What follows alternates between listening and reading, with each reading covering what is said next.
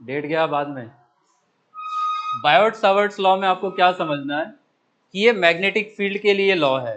ठीक है, जो मैग्नेटिक फील्ड के लिए ये जो लॉ है वो एक छोटे से करंट एलिमेंट की वजह से मैग्नेटिक फील्ड देगा। पहला बात समझ में आया। बायोट सावर्ट्स लॉ पूरे वायर की वजह से फील्ड नहीं देगा, सिर्फ किसकी वजह से देगा, छोटे से करंट एलिमेंट की वजह से। इतना बात क्लियर है। अब करंट एलिमेंट एक वेक्टर क्वांटिटी है, इसको हम लोग कहते हैं दो चीजों का प्रोडक्ट है। आई मतलब करंट और डीएल मतलब छोटा सा एलिमेंट। आ रहा है बात समझ में। तो करंट को जब हम छोटे से एलिमेंट के लेंथ से मल्टीप्लाई कर देंगे तो ये जो आइडियल वाली क्वांटिटी, इसी को हम क्या बोलेंगे, this is the small current element. इस छोटे से एलिमेंट की वजह से फील्ड निकालने के लिए कौन सा लॉ यूज करेंगे, बायोट सावर्ट्स लॉ। हमारे पास जब बड़ी बड़ी वायर्स होंगी तो वायर्स को हम छोटे छोटे डीएल एलिमेंट में तोड़ के एक डीएल एलिमेंट की वजह से फील्ड लिखेंगे, उसको वायर के लिए इंटीग्रेट करेंगे। तो वायर्स के लिए बायोट सावर्ट्स लॉ फील्ड नहीं देगा, वो सिर्फ छोटे से करंट एलिमेंट के लिए देगा। बायोट सावर्ट्स लॉ को इंटीग्रेट करेंगे तो हमें वायर की वजह से फील्ड मिलेगा। इतना बात समझ पाए। जो करंट एलिमेंट है ये कैसा क्वांटिटी है, वेक्टर क्वांटिटी है। आ रहा है बात समझ में। ये जो वेक्टर क्वांटिटी है तो इसका डायरेक्शन भी होगा। अब आइडियल एज अ करंट, जो करंट एलिमेंट है इसका डायरेक्शन आप करंट के डायरेक्शन में लोगे। अगर करंट ऊपर जा रहा है वायर में तो आइडियल का डायरेक्शन भी कहाँ लिया जाएगा, ऊपर की तरफ। आ रहा है बात समझ में। करंट अगर हॉरिजॉन्टली राइट में जा रहा है तो आइडियल का डायरेक्शन भी कहाँ लिया जाएगा, राइट में। इतना बात समझ पाए। तो it gives magnetic field generated in the surrounding of a small physical element carrying a constant current. तो यही जो एलिमेंट का लेंथ है डीएल, उसको हम करंट से मल्टीप्लाई कर देंगे तो हमें करंट एलिमेंट का वैल्यू मिल जाएगा। इतना बात समझ पाए। अब ये हमारे पास पूरी वायर है, वायर की वजह से फील्ड बायोट सावर्ट्स लॉ नहीं देगा, हमें छोटे से एलिमेंट की वजह से मिलेगा। तो इस वायर का हमने एक छोटा सा एलिमेंट लिया जिसका लेंथ कितना है, डीएल। बगल में पॉइंट पी है, इस पॉइंट का पोजीशन वेक्टर क्या है, आर। इस P पॉइंट के पोजीशन वेक्टर में और डीएल, करंट कहाँ है, ऊपर। तो यहाँ पे इस डीएल एलिमेंट में आइडियल का डायरेक्शन भी कहाँ लिया जाएगा, ऊपर। तो करंट की डायरेक्शन और पोजीशन वेक्टर के बीच में जो एंगल है उसी को क्या बोलेंगे हम, थीटा। फॉर्मूला जो आएगा वो वेक्टर फॉर्म में आएगा। अब छोटे से करंट एलिमेंट आईडीएल की वजह से जो फील्ड है उसका फॉर्मूला होगा mu naught by 4 pi IDL cross R upon नीचे में आर का क्यूब हो जाएगा। क्रॉस प्रोडक्ट खोलते हैं तो क्या लगाते हैं, साइन या कॉस, साइन थीटा। तो यहाँ पे हम mu naught by 4 pi I D L into R into क्या लिख देंगे, साइन थीटा, और नीचे में क्या है, आर का क्यूब। एक आर से एक आर कटेगा और मैग्नीट्यूड का फॉर्मूला क्या होगा, mu naught by 4 pi I D L sine theta by R square. इतना चीज समझ पाए। अब ये जो फॉर्मूले में थीटा है ये किसके किसके बीच का एंगल है, करंट और पी पॉइंट के बीच का डायरेक्शन है। सपोज करंट ऊपर की तरफ जा रहा है और पी पॉइंट ठीक ऊपर ही हो तो थीटा कितना हो जाएगा, 0। तो वायर के अलोंग ऊपर वाला पॉइंट हो चाहे नीचे वाला पॉइंट हो, दोनों पे ही थीटा कितना हो जाएगा, एक पे 0 एक पे 180, दोनों पे ही साइन का वैल्यू कितना आएगा, 0। तो वायर के जस्ट ऊपर वाले पॉइंट पे पूछे या जस्ट नीचे वाले पॉइंट पे पूछे, फील्ड कितना होगा, 0। इतना बात समझ पाए। मैग्नीट्यूड के लिए क्या फॉर्मूला यूज करेंगे, प्लीज बोलिए, mu not by 4 pi IDL sine theta upon R square. Vector form में क्या फॉर्मूला है, वेक्टर फॉर्म में भी पूछते हैं, mu not by 4 pi I DL cross R upon R का क्यूब। आर क्रॉस डीएल नहीं करोगे फील्ड उल्टी डायरेक्शन में मिल जाएगी। आ रहा है बात समझ में। क्रॉस प्रोडक्ट में ऑर्डर इंपॉर्टेंट है। तो मैग्नीट्यूड का रहा ये वाला फॉर्मूला। थीटा को हम बोलेंगे it is the direction between current, current का डायरेक्शन एंड पोजीशन वेक्टर का डायरेक्शन। यहां तक क्लियर है। अब थीटा यदि 0 हो जाए, कहने का मतलब कि करंट पी पॉइंट के पैरेलल हो जाए तो फील्ड का वैल्यू 0 हो जाएगा। थीटा 180 होगा तब भी फील्ड 0 ही होगा। हम लॉजिक ये देते कि अगर वायर पी पॉइंट से पास हो रहा है तो उस पॉइंट पे उस वायर की वजह से फील्ड कितनी हो जाएगी, 0। साइन का वैल्यू मैक्सिमम कितने डिग्री पे होता है, 90 पे। 90 का मतलब पोजीशन वेक्टर आर या पी पॉइंट और करंट के बीच में एंगल कितना होगा, 90। अगर ये एंगल 90 है तो फील्ड मैक्सिमम होगी और उसका फॉर्मूला क्या यूज कर लेंगे, mu naught by 4 pi IDL upon R square. वही साइन थीटा कितना हो जाएगा, साइन 90, और साइन 90 का वैल्यू कितना हो जाएगा, 1। अब छोटे से करंट एलिमेंट की वजह से फील्ड निकालना है। फील्ड के लिए कौन सा रूल बताया था आपसे, थंब रूल या palm rule, thumb rule. Thumb को हम लगाएंगे किसके डायरेक्शन में, करंट के डायरेक्शन में। तो राइट हैंड की जो घूमती हुई उंगलियां है वही किसका डायरेक्शन दे देंगी, फील्ड का डायरेक्शन। क्या इस पे बात पहले भी हुई है वायर्स की वजह से फील्ड में? सेम वही लॉजिक है। तो थंब यदि हमारा पॉइंट करे करंट के अलोंग, तो राइट हैंड की जो घूमती हुई उंगलियां हैं यही हमें किसका डायरेक्शन दे देगी? डायरेक्शन ऑफ मैग्नेटिक फील्ड का। सपोज करो ये वायर ऊपर की तरफ करंट लेके जा रहा है, तो आप हाथ कैसे अलाइन करेंगे? थंब ऊपर होगा और हाथों को ऐसे घुमाएंगे, तो ऊपर से देखने पे ये उंगलियां कैसे घूमेंगी? Anti clockwise. इसी को नीचे से देखेंगे तो ये कैसा घूमेगा? क्लॉकवाइज। आ रहा है बात समझ में? ठीक है। अच्छा, करंट कैरिंग वायर कौन कौन सा फील्ड बनाता है अपने सराउंडिंग में? इलेक्ट्रिक, मैग्नेटिक, बोथ या कोई एक? बोथ। सिर्फ मैग्नेटिक फील्ड, इलेक्ट्रिक फील्ड नहीं बनाता है। क्यों? क्यों? जितना चार्ज आया उतना चार्ज निकल भी जाएगा। क्या चार्ज एक्यूमुलेट हुआ वायर में? नहीं। तो हम बोलते हैं कि क्योंकि वायर न्यूट्रल रहेगा वो इलेक्ट्रिक फील्ड नहीं बनाएगा, लेकिन वो अपने सराउंडिंग में डेफिनेटली क्या बनाएगा? Magnetic field. Biot Savart's law को इंटीग्रेट करके हम अलग अलग वायर के कॉन्फ़िगरेशंस की वजह से फील्ड निकालेंगे। आया बात समझ में? कुछ रिजल्ट्स आपको डायरेक्ट याद रखने हैं। पहला रिजल्ट है किसी फाइनाइट लेंथ के करंट कैरिंग वायर की वजह से। अब ये हमारा इतना L लेंथ का वायर है, फॉर्मूले में L कहीं आएगा नहीं तो लेंथ मैटर नहीं करेगा। अगर ये हमारे पास वायर है जिसमें करंट ऊपर की तरफ जा रहा है, कितना? Capital I। बगल में हमारे पास पॉइंट P है, तो पॉइंट P को सबसे पहले आप वायर के एंड से ज्वाइन कर दोगे। ठीक है। वायर के एंड्स के साथ ज्वाइन करने पे वायर का एंड्स जो एंगल बनाएगा ऊपर और नीचे, आप किसी को भी अल्फा बोल सकते हो, किसी को भी बीटा बोल सकते हो। आ रहा है बात समझ में? तो अल्फा अगर हम ऊपर वाला एंगल बोला है, बीटा नीचे वाला बोला है, आप नीचे ऊपर भी बोल सकते हो। और आर पी पॉइंट का कैसा डिस्टेंस है? परपेंडिकुलर डिस्टेंस है। आ रहा है बात समझ में? तो फाइनाइट लेंथ के वायर की वजह से जो फॉर्मूला है that will be mu naught by 4 pi I by R into bracket में cos alpha plus cos beta हो जाएगा। आ रहा है बात समझ में? आर कौन सा डिस्टेंस है? फिर से परपेंडिकुलर डिस्टेंस। कुछ क्वेश्चंस में वो परपेंडिकुलर डिस्टेंस नहीं देंगे, तो आप उस डिस्टेंस का कंपोनेंट करके परपेंडिकुलर डिस्टेंस निकालेंगे। आ रहा है बात समझ में? अल्फा बीटा को हम कहते हैं these are the angles made by the ends of the wire with the position vector of point P। Alpha beta को आप ऊपर नीचे इंटरचेंजेबली यूज कर सकते हो। और आर कैसा डिस्टेंस होगा? परपेंडिकुलर डिस्टेंस होगा। ये फॉर्मूले में डिस्टेंस और फील्ड के बीच में कैसा प्रोपोर्शनैलिटी है? इनवर्स। तो वो ग्राफ का नेचर कैसा होगा? Parabola, hyperbola? रेक्टेंगुलर हाइपरबोला होगा। इनवर्सली प्रोपोर्शनल टू आर कैसा ग्राफ डिपिक्ट करता है? Rectangular hyperbola. तो ये यदि वायर है तो फील्ड राइट में इधर की तरफ बनेगा ऐसा, और इसमें इधर की तरफ होगा। फर्स्ट और थर्ड क्वाड्रेंट में आएगा। इतना बात समझ पा रहे हो? ठीक है। फॉर्मूला क्या है फाइनाइट वायर का? फिर से बोलिए। Mu naught by 4 pi I by R into bracket में cos alpha plus cos beta हो जाएगा। आर कैसा डिस्टेंस है? Perpendicular distance. अल्फा बीटा कौन से एंगल्स हैं जो वायर के एंड्स बनाएंगे? किसके साथ? पी पॉइंट के साथ। आ रहा है बात समझ में? सबसे पहले जैसे ही फाइनाइट लेंथ का वायर मिले, आप पी पॉइंट को वायर के एंड से ज्वाइन कर दोगे। इतना बात समझ पाए? जरा सा इधर ध्यान देना। सपोज वायर ऐसा है, स्क्वायर के फॉर्म में है, ऐसे करंट लेके जा रहा है। जो करंट इसमें जाएगी वही घूम के क्या सभी में जाएगी? ठीक है। हमसे सेंटर पे फील्ड पूछेंगे, आगे ये क्वेश्चन भी करवाऊंगा। अगर ये स्क्वायर का साइड है ए, तो अगर ये पॉइंट P है, सपोज मैं सिर्फ नीचे वाले वायर की वजह से फील्ड निकालना चाहता हूं, तो सिर्फ नीचे वाले वायर की वजह से फील्ड निकालने के लिए हमें क्या क्या डेटा चाहिए? अल्फा और बीटा चाहिए। ये वायर का एक एंड है, ये वायर का दूसरा एंड है। इन दोनों एंड्स को हम किस पॉइंट से ज्वाइन कर देंगे? P पॉइंट से। आ रहा है बात समझ में? तो इसको हमने P पॉइंट से ज्वाइन किया, इसको भी हमने P पॉइंट से ज्वाइन किया। ये एंगल कितना होगा? 45। और ये एंगल भी कितना होगा? 45। और परपेंडिकुलर डिस्टेंस क्या ये वाला डिस्टेंस होगा? ये डिस्टेंस परपेंडिकुलर वाला कितना हो जाएगा? a/2। आ रहा है बात समझ में? ठीक है।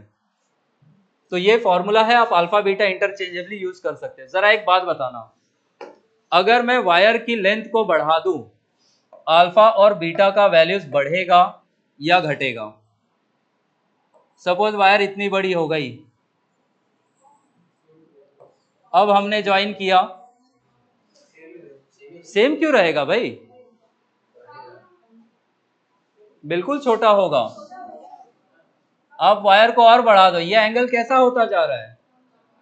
कम होता जा रहा है। इसको मैं इंफिनिटी पे लेके चला जाऊं, ये लाइन क्या पैरेलल हो जाएगा?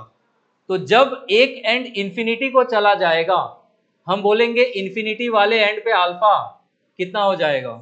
0। नीचे की तरफ अगर मैं इंफिनिटी पे ले गया तो ये वाले एंड पे भी एंगल बीटा कितना हो जाएगा? 0। आ रहा है बात समझ में? तो फाइनाइट लेंथ वाले फॉर्मूले में ही हम अल्फा और बीटा को कितना कर देंगे? 0। तो हमें किसका फॉर्मूला मिल जाएगा? इनफाइनाइट लेंथ वाले वायर का। इतना बात समझ पा रहे हो?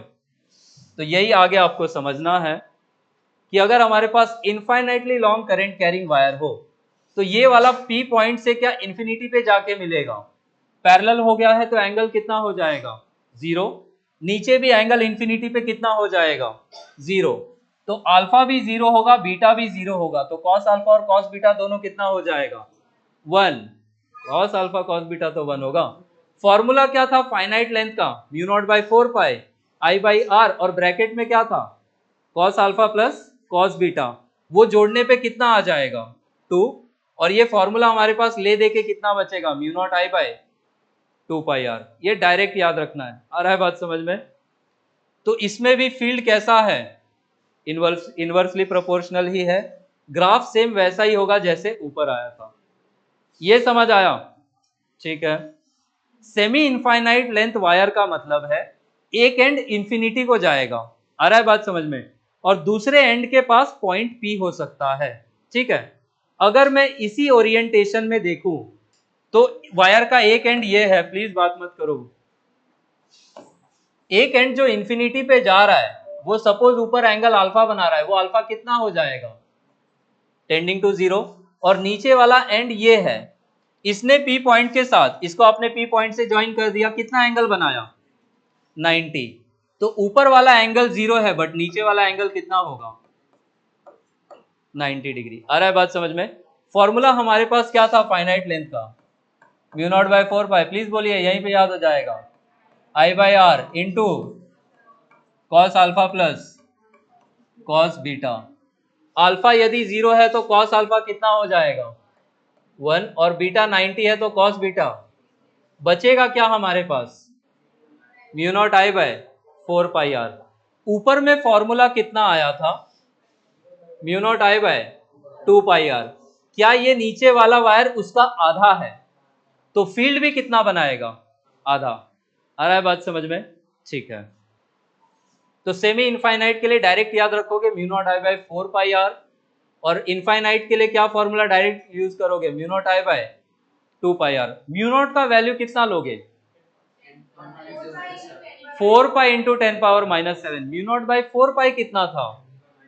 10 पावर माइनस 7। अच्छा ये बताओ, सपोज P पॉइंट को ऊपर या नीचे कर दूं,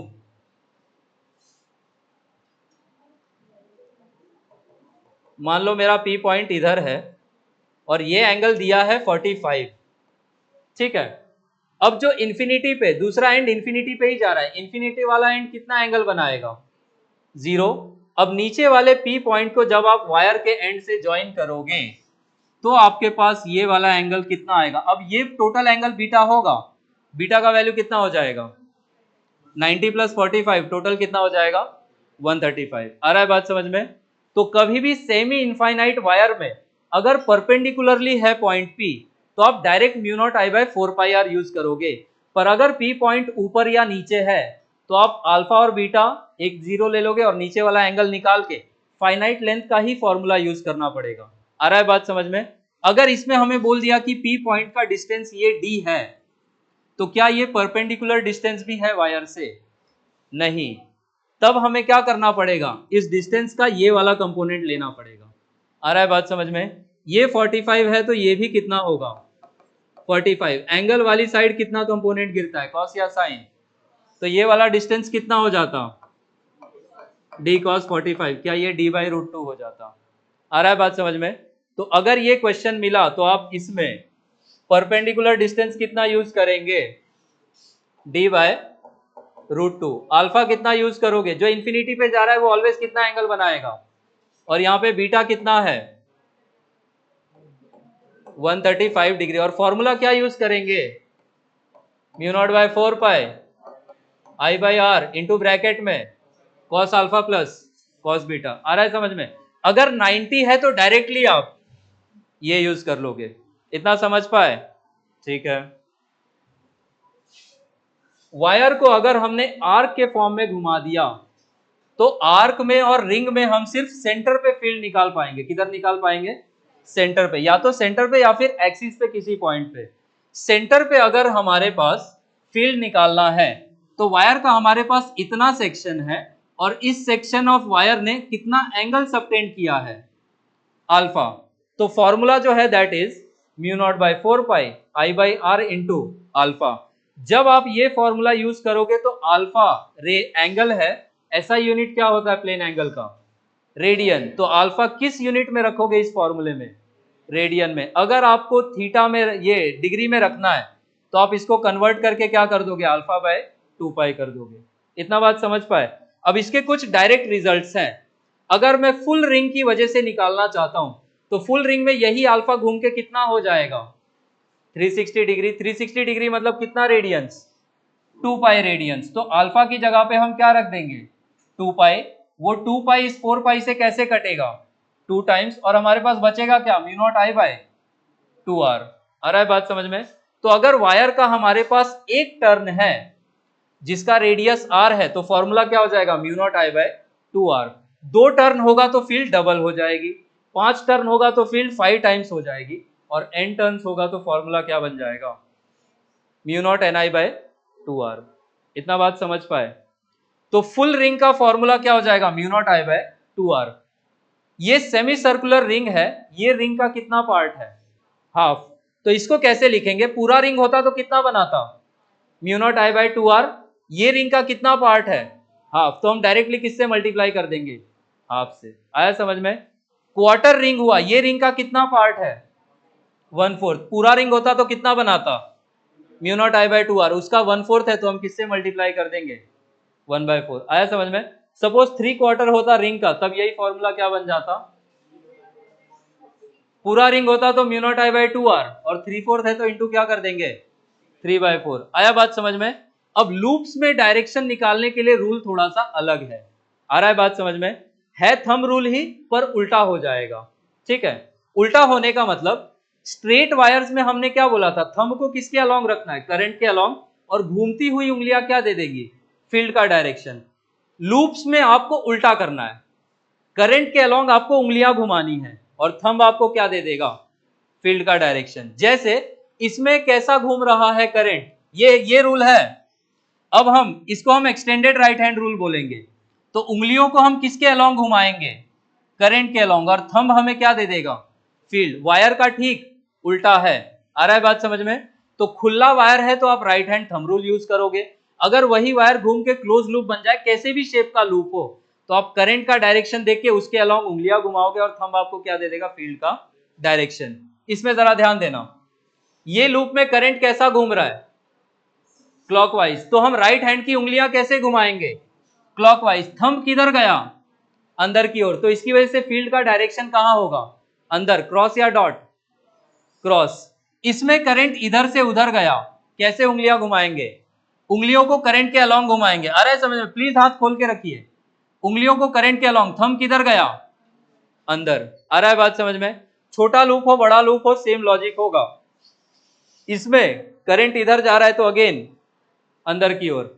सपोज ये करंट एंटी क्लॉकवाइज होता, अब हाथों को कैसा घुमाते, अब आप करंट एंटी क्लॉकवाइज है तो उंगलियों को भी कैसे घुमाएंगे, एंटी क्लॉकवाइज, और थंब क्या दे देगा आपको सेंटर पे, फील्ड का डायरेक्शन। क्लियर हो रहा है ये? तो पूरे लूप की वजह से, पूरे रिंग की वजह से फॉर्मूला क्या होगा μ0I/2r। हाफ रिंग की वजह से μ0I/2r इंटू 1/2। क्वार्टर रिंग की वजह से μ0I/2r इंटू 1/4। 3/4 रिंग की वजह से μ0I/2r इंटू 3/4। रूल कैसे यूज करना है लूप्स के लिए, उंगलियों को कैसे घुमाएंगे, करंट के अलोंग, थंब क्या दे देगा, फील्ड का डायरेक्शन, फील्ड हमेशा सेंटर पे ही निकाल पाओगे। आ रहा है बात समझ में? जो फॉर्मूला भी है वो कहां पे फील्ड देगा? At the centre. अगर ये अल्फा वाला फॉर्मूला यूज करोगे तो अल्फा किस यूनिट में रखना है? रेडियंस। अगर डिग्री में रखना है तो क्या यूज करेंगे हम? अल्फा बाय 2 पाई। इतना समझ पाए? तौफीक क्या हो गया? दुखी दुखी क्यों लग रहे हो? क्या सोच रहे हो?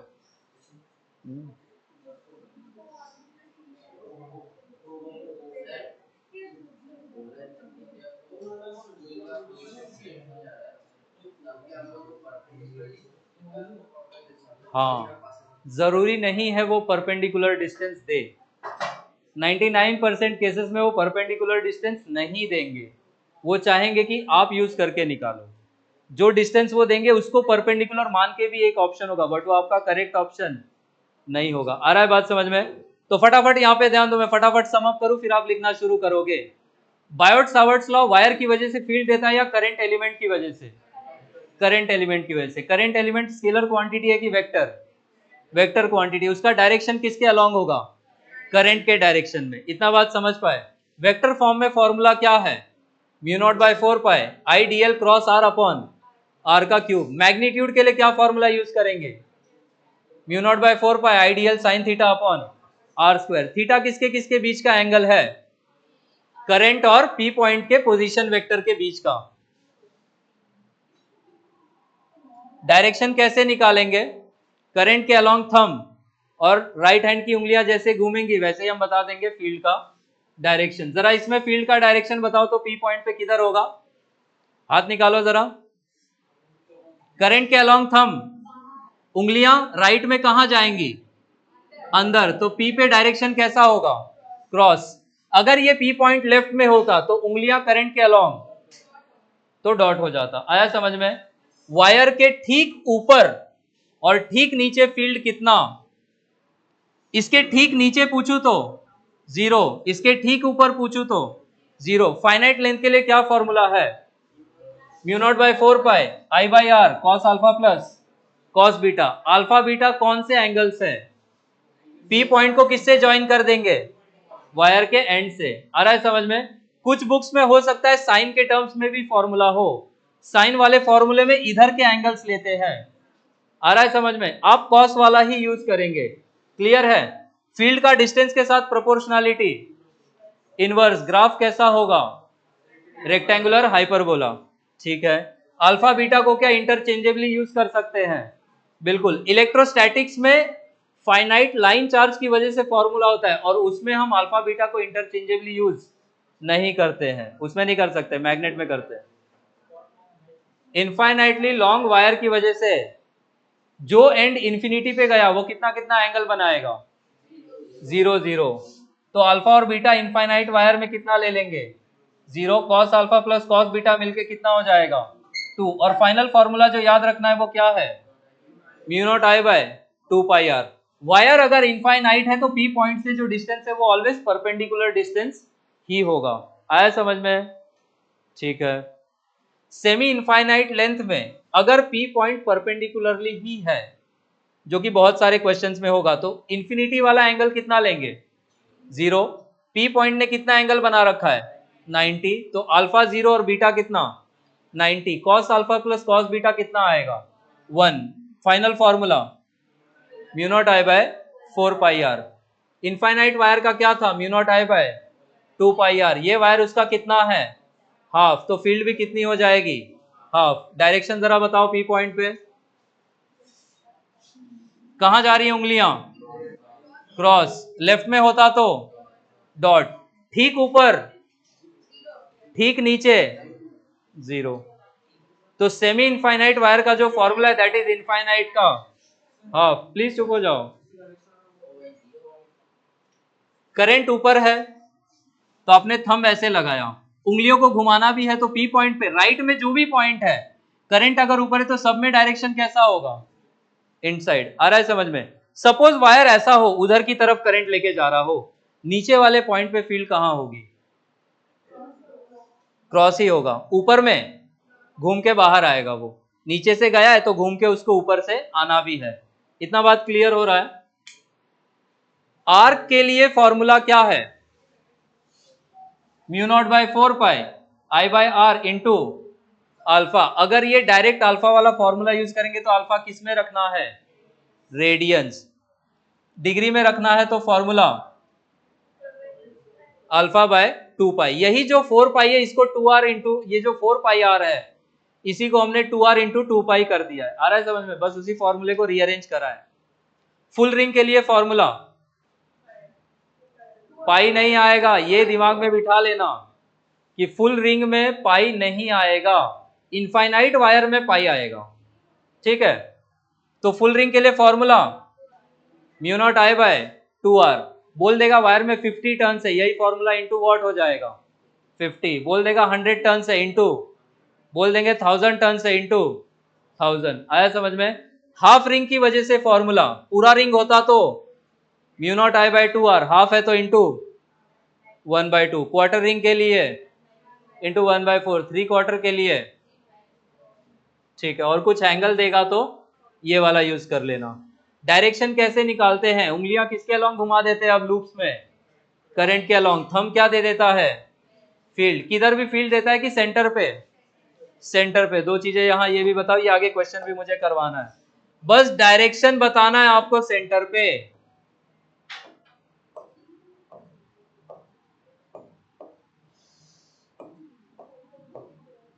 हाथ घुमाओ जरा। इसमें करंट कैसा है, एंटी क्लॉकवाइज। तो आप उंगलियों को भी कैसे घुमाओगे, एंटी क्लॉकवाइज। थंब किधर आया, तो तीनों वायर मिलके फील्ड कहां बनाएंगी, आउटसाइड। आ रहा है समझ में। इसमें अब छापो, बोलो।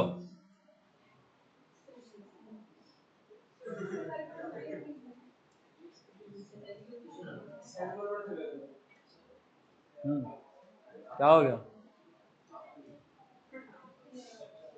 बॉडी पार्ट्स गिनवा रहे हो, सर बोल रहे हो, बाकी कुछ बोल नहीं। लिखो फटाफट,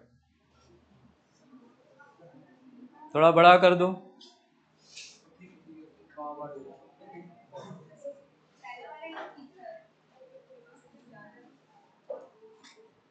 जल्दी लिख के बात ही करोगे।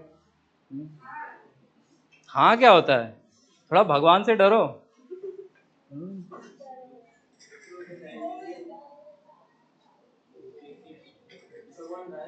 एथियस्ट हो गए अब।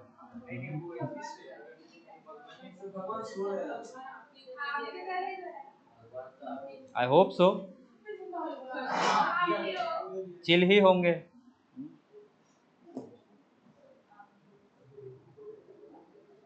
कैलाश में वैसे भी चिलनेस बहुत है। लिखो तौफीक, लिखो, बात बाद में करो, लिख लो पहले। बात करते करते गलत लिख लोगे, एक तो वैसी हैंडराइटिंग तड़ी पार है।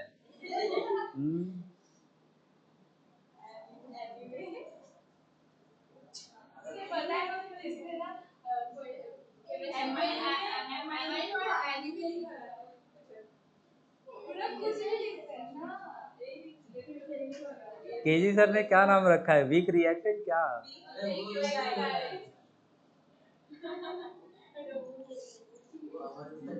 अमर्त्य ने रखा है।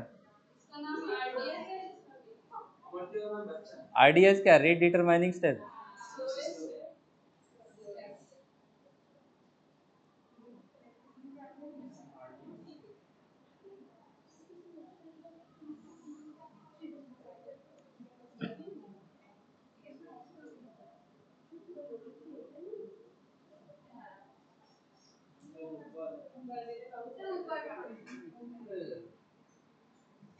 वो ब्लैक वाला लिख लिया।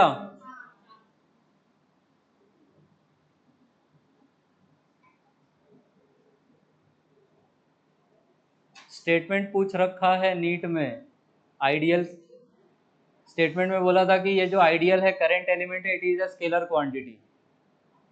करेक्ट कि इनकरेक्ट, इनकरेक्ट।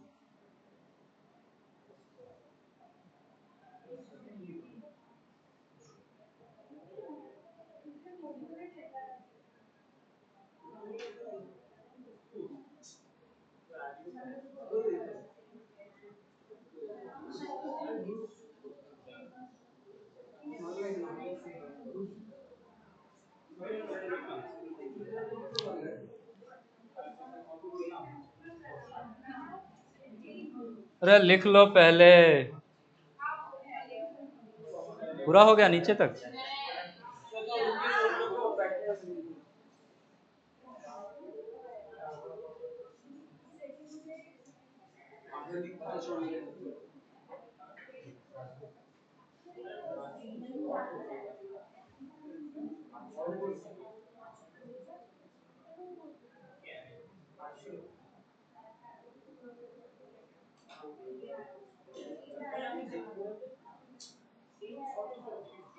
अच्छा, ऐसा डाउट क्यों नहीं आ रहा है कि करंट एलिमेंट में तो 1/r² है, फिर वायर में 1/r क्यों हो जा रहा है? करंट एलिमेंट में 1/r² है, पर वायर में तो 1/r हो जा रहा था, ऐसा क्यों? इंटीग्रेट हो रहा है, 1/r² इंटीग्रेट होगा तो क्या देगा? 1/r देगा गधो।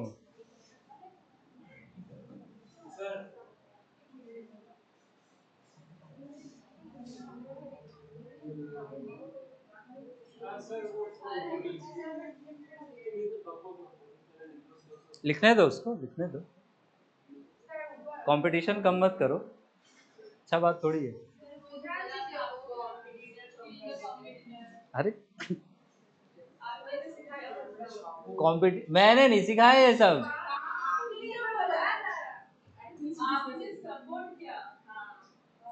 माफ करो मेरे को। I was astonished.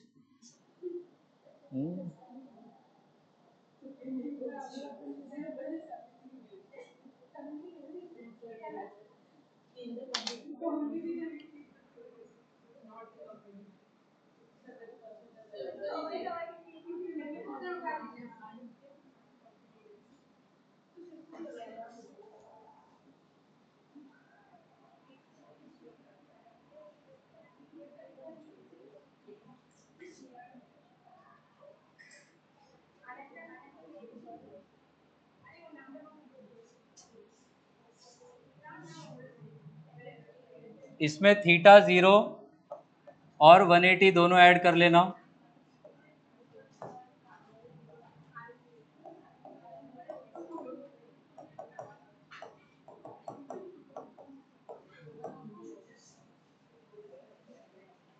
थीटा 0 मतलब current is parallel to R vector, और थीटा 180 मतलब current is anti parallel to R vector. हाँ,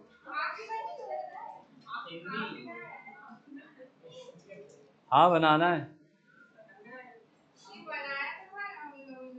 फिर बनाओ। एक बार में कहाँ सीख रहे हो आप लोग? यही फील्ड्स में खत्म हो जाएगा। इसके बाद फोर्स पढ़ना है हमें। फोर्स में पाम बनाओगे आप।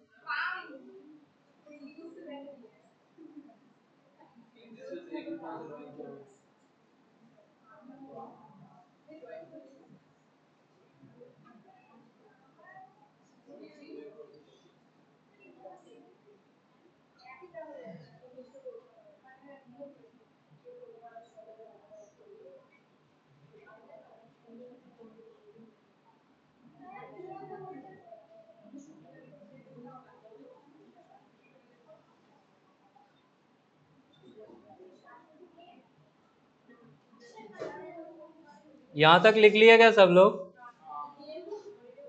सानिया हो गया यहाँ तक?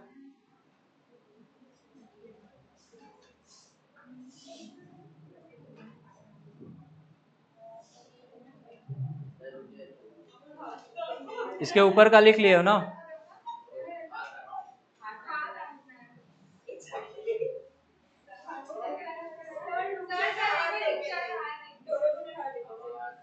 अरे क्या है वो?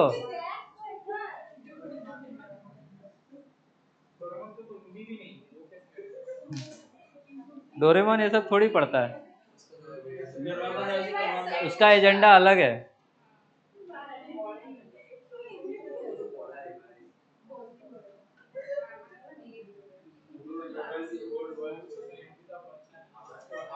तो current carrying wire electric field क्यों नहीं बनाएगा? क्योंकि वो कैसा रहता है? न्यूट्रल। अरे कैसे रो रही हो, लिखो जल्दी। खाली टाइम पास करवा लो आप लोगों से।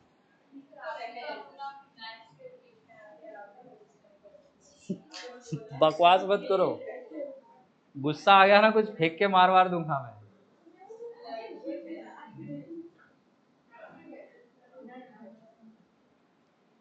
हमारे +2 में एक टीचर था, हिंदी पढ़ाता था, डस्टर फेंक के मारता था वो। सर फूटे कुछ फूटे। आप भी थे क्या उसी कॉलेज में?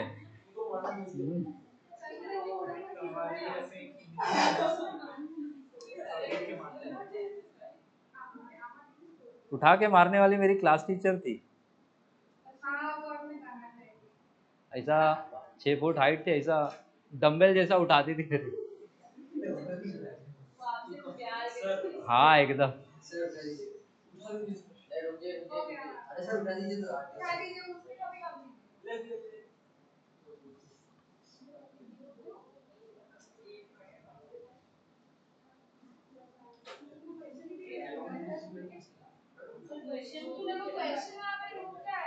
ये लो, along the direction of magnetic field।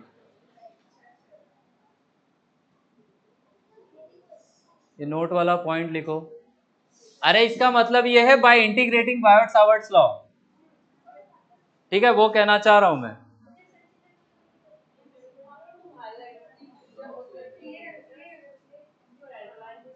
इधर प्लीज उपसा।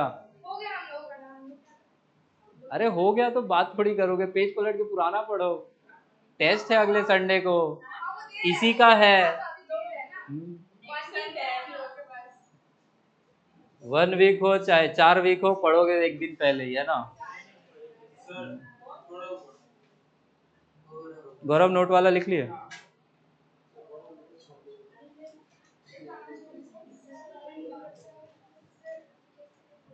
थोड़ा सा नीचे।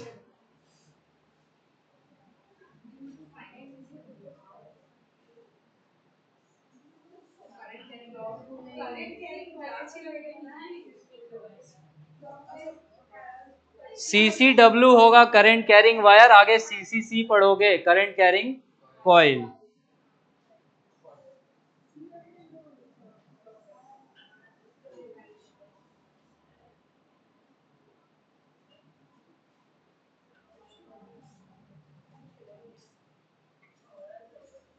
तो आज टेस्ट देंगे कि नहीं आप लोग? As if you have a choice. अरे मैं मजाक कर रहा था।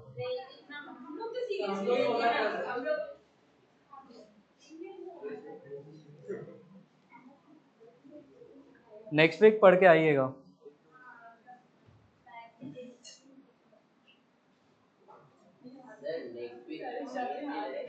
हाँ नहीं, नेक्स्ट वीक अमित सर नहीं होंगे तो आप लोग का रियल परफॉर्मेंस दिखेगा मेरे को। अरे टेस्ट मैं लूंगा, इन्विजिलेशन भी मैं ही करूंगा।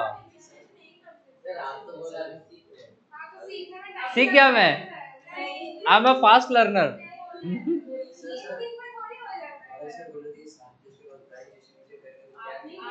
अरे स्कूल में एग्जाम आ रहा है ना, बात सुनो। अपने अपने सेक्शन में टॉप करो, 500 रुपया देगा मैं। सिर्फ फिजिक्स की बात कर रहा हूं मैं। हाँ मैं दूंगा, कोशिश करो, ट्राई करो। वो आपका ईमान धर्म होगा, देखो, है ना। थोड़ा सा क्लास में पता करना बाकी लोग का कितना, आपका कितना है ना, लिखा रहता है।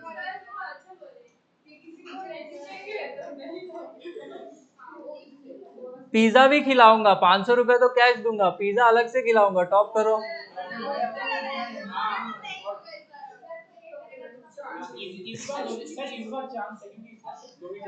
2 ही चैप्टर्स है, करो अच्छे से करो।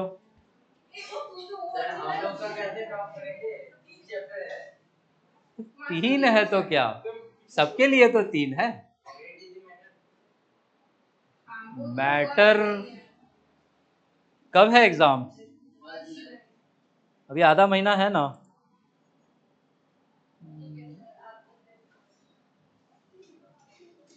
ये चैप्टर तो हो जाएगा खत्म, मैटर का मैं बोल नहीं सकता हूँ, मैटर का मैटर हो जाएगा।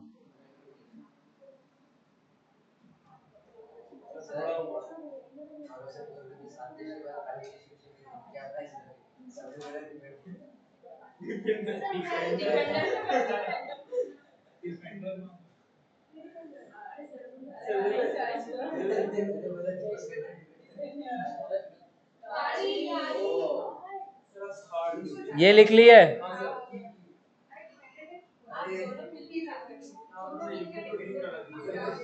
वो वाला डिफेंडर देंगे, पीछे खींचा तो आगे जाएगा।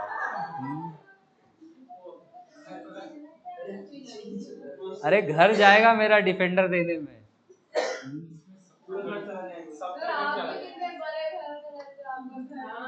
ये मेरा नहीं है, मेरा अपना घर तो मुंबई में एयरपोर्ट के पास।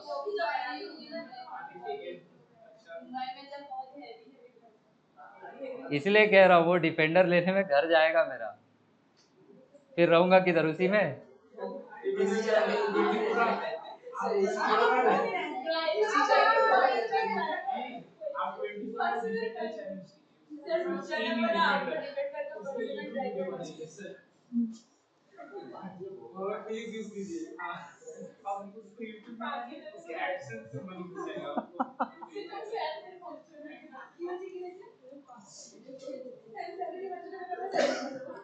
लिखो लिखो लिखो।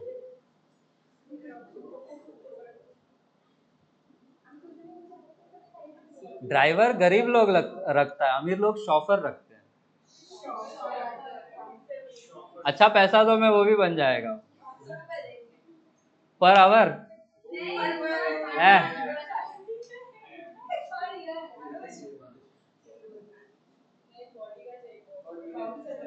ऐसा डिफेंडर लेके ऐसी छोटी हरकतें करोगे, अच्छा लगेगा क्या?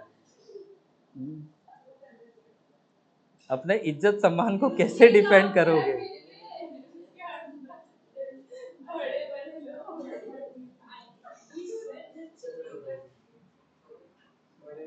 इनफाइनाइट लॉन्ग वायर हो गया।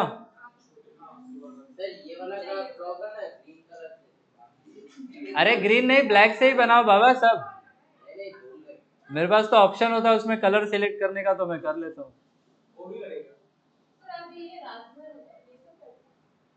ये मेरा लास्ट ईयर का ही नोट्स है, इसके बाद के ऑलमोस्ट चैप्टर का नोट्स रेडी है मेरे पास, तो आपका कोर्स जल्दी हो जाएगा।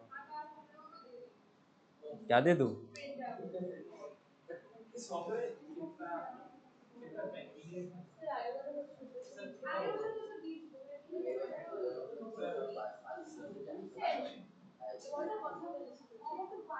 ग्राफ बन गया, सानिया और श्रेया ग्राफ बन गया।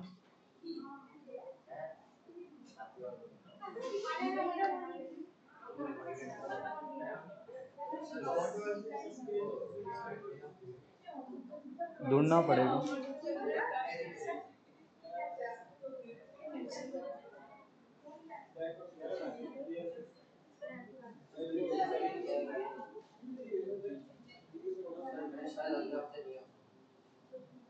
लेक्चर रिकॉर्ड कर लूंगा, देख लेना। उसके बाद देखना किस किस टॉपिक का फुल लेंथ।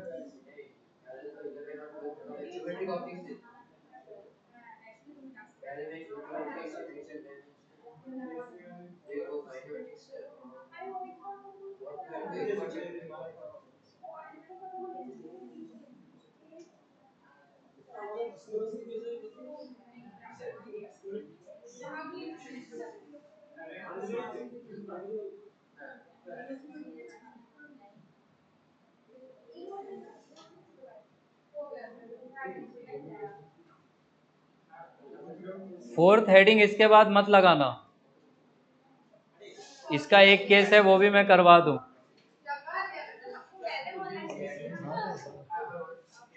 नोट में लिख लो।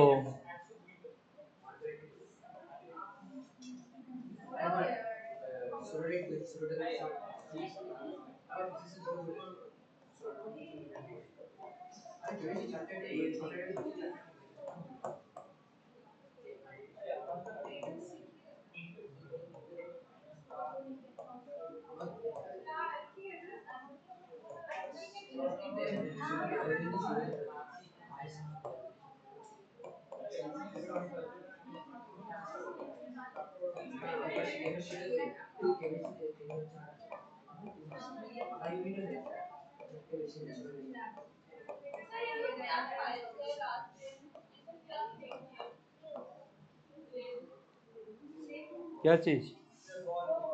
अरे वो केमिस्ट्री वाला गौरव सर का वो मॉडल्स दिखाते हैं ना, उसको फोड़ फाड़ दिया है बच्चों ने। ये लिख लो ये।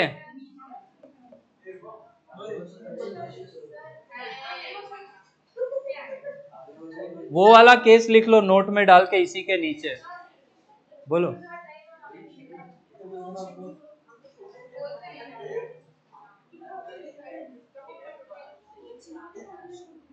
ये एस इनफाइनाइट मतलब सेमी इनफाइनाइट।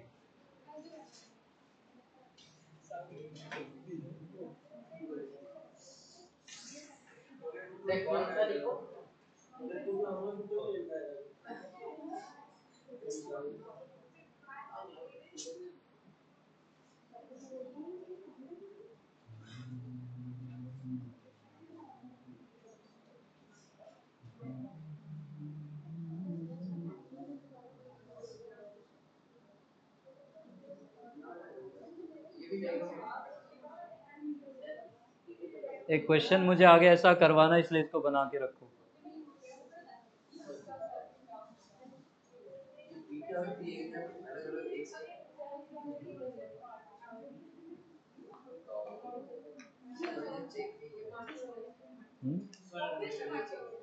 अभी नहीं हुआ चेक। हाँ, ये लिखने के बाद उसको हेडिंग लगाओ।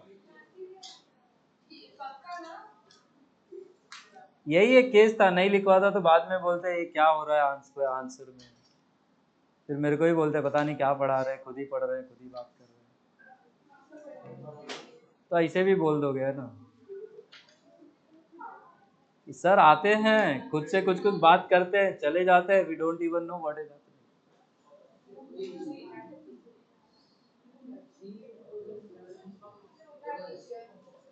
हटा दे सब। लिखो सानिया लिखो।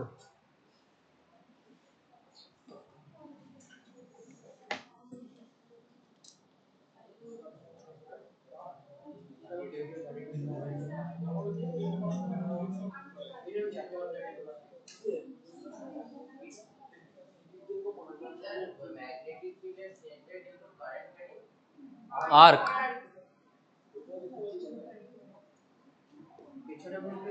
Subtending angle alpha at it centre. यहाँ पे वो अल्फा ही है।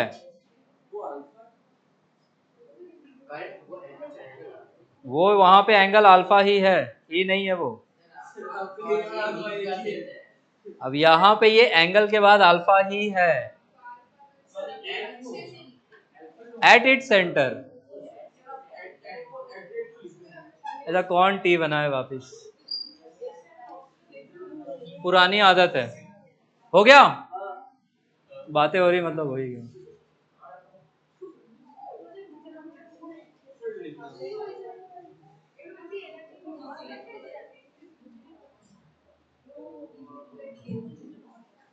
लिखो लिखो।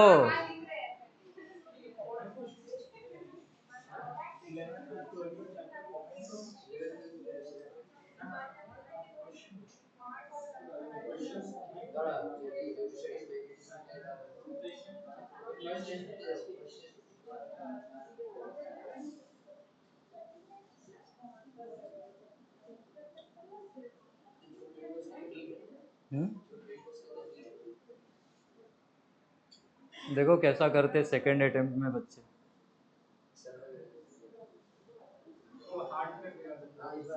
थोड़ा सा टफ तो करेंगे। गुस्सा क्या, बच्चों ने थोड़ी कुछ किया है, बच्चों पे क्यों गुस्सा निकालना है। बट बुड्ढों को कौन समझाए।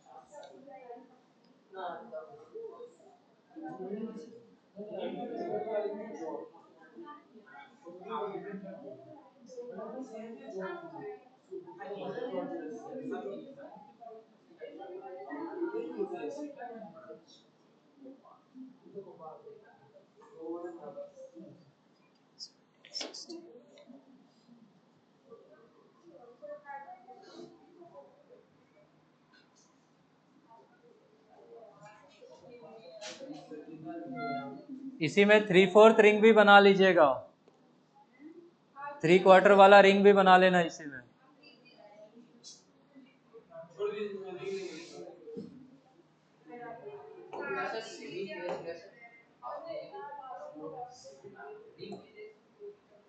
हाँ, half ring, semi circular ring.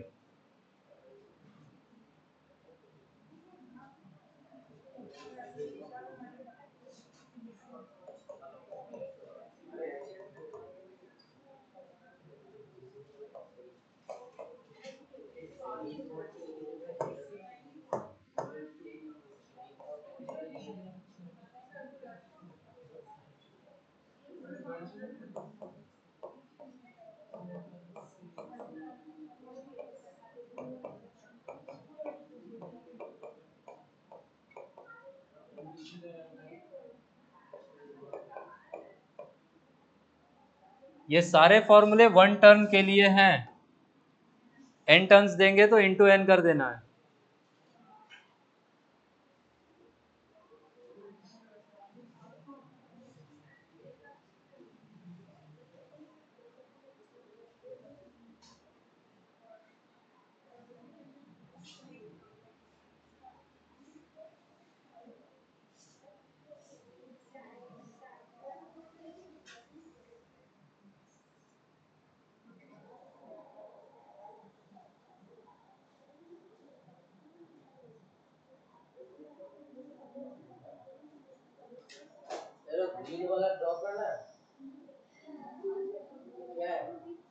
आप बताओ क्या है?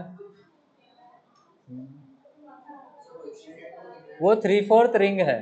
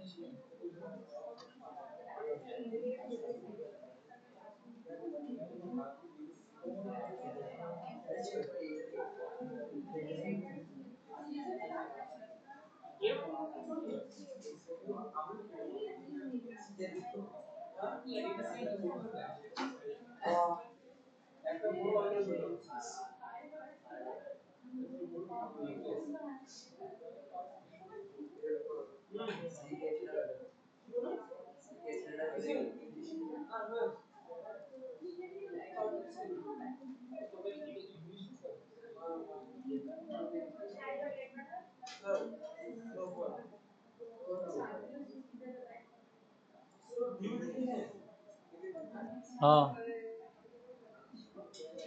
वो बन गया क्या?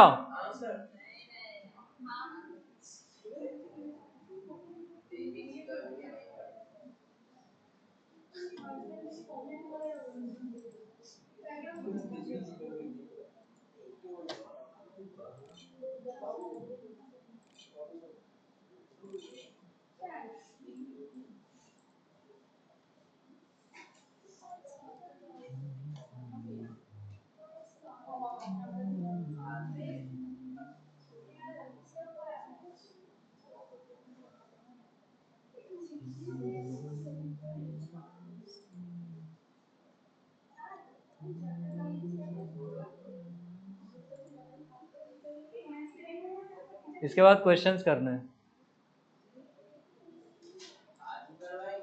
नहीं, अगले साल।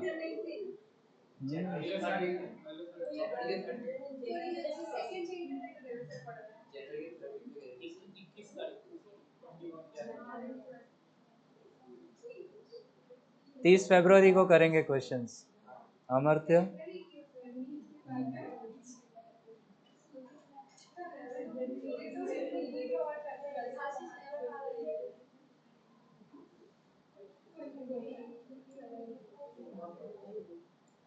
ये हाथ पैर बन गया क्या?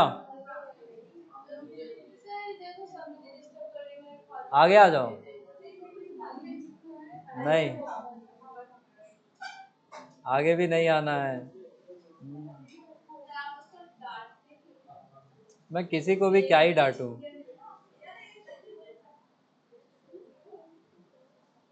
फेवरेट तो सब है, भेदभाव नहीं करता हूँ मैं।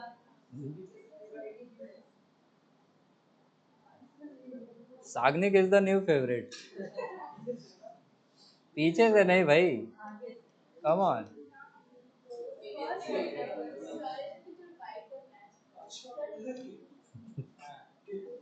किसका वाइब मैच हो रहा है भाई?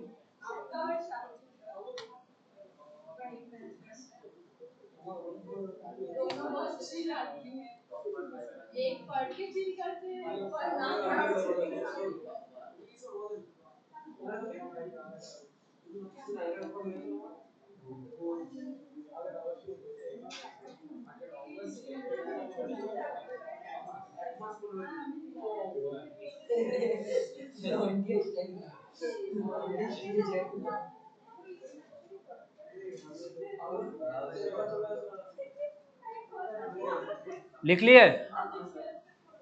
लिखो पहला क्वेश्चन।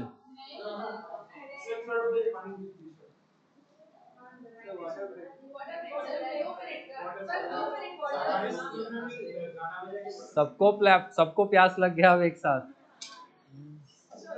पियो फटाफट। पानी भरने का ब्रेक भी चाहिए। लाओ, मैं भर के ला रहा हूँ। मेरा हॉबी है वो।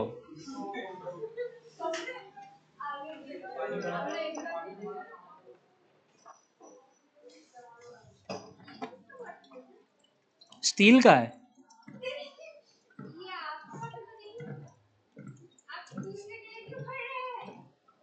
अरे वो आएगा, टाइम पास करेगा।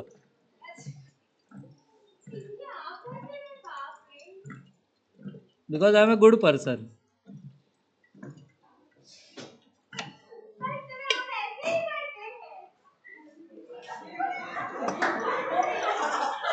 लिखो पहला क्वेश्चन।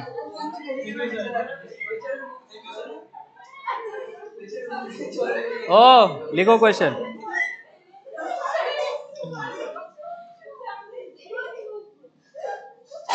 बस करो, पानी वानी नाक में घुस जाएगा, क्या कर रहे हो?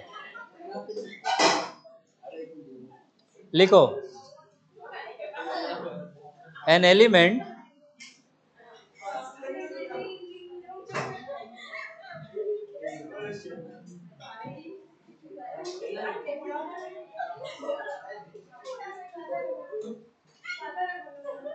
बस करो, आप बस करो, क्वेश्चन लिखो।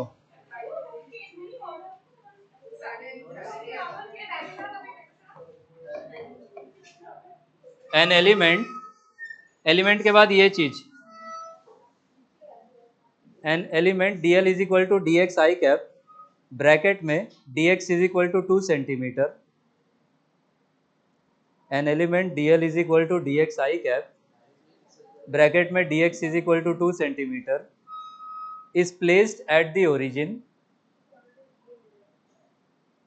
dx का वैल्यू है 2 centimetre, is placed at the origin and carries a large current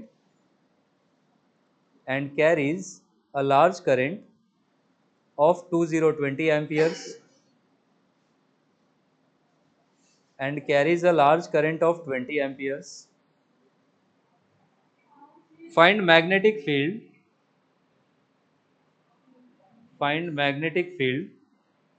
on the y-axis, find magnetic field on the y-axis at a distance of 5050 centimeter. Find magnetic field on the y-axis at a distance of 5050 centimeter. Vector में निकालना है answer.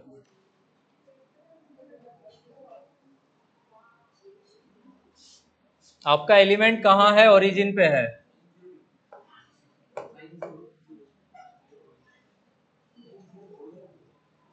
अच्छा ये बताओ, element का length dl का किस direction में है? आई कैप. तो ये आपका एलिमेंट है, यही करंट कैरी कर रहा है कितना? 20 एम्पियर. और P पॉइंट कहां पर है? y एक्सिस पे. कितने डिस्टेंस पे है? तो P पॉइंट को ज्वाइन करने वाला ये जो वेक्टर होगा, इसको हम लिखेंगे r वेक्टर. आ रहा है समझ में? r इसको वेक्टोरियली कितना लिख सकते हैं? ये डिस्टेंस मीटर में कितना हो जाएगा? 0.5. और डायरेक्शन के लिए हम क्या लगा देंगे? j cap. ये r वेक्टर है. dl आपको दिया हुआ है dx का वैल्यू के साथ.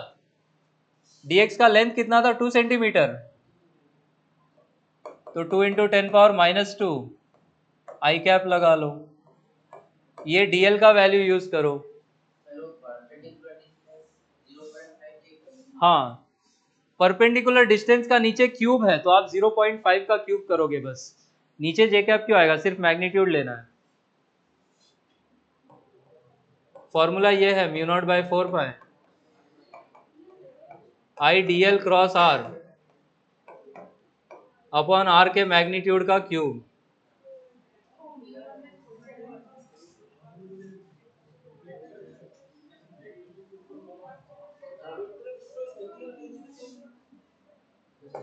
रूपम सॉल्व करो. नहीं, वो मैग्नीट्यूड के लिए है. आप वो अगर यूज करोगे तो direction right hand thumb rule से निकाल लो, आंसर उससे भी आएगा. μ0/4π का वैल्यू कितना लिया जाता है? करंट था 20, dl वेक्टर है 2 इंटू 10⁻², डायरेक्शन है आई कैप, और इसका हमें क्रॉस करना है 0.5 जे कैप के साथ. आई क्रॉस जे क्या होता है?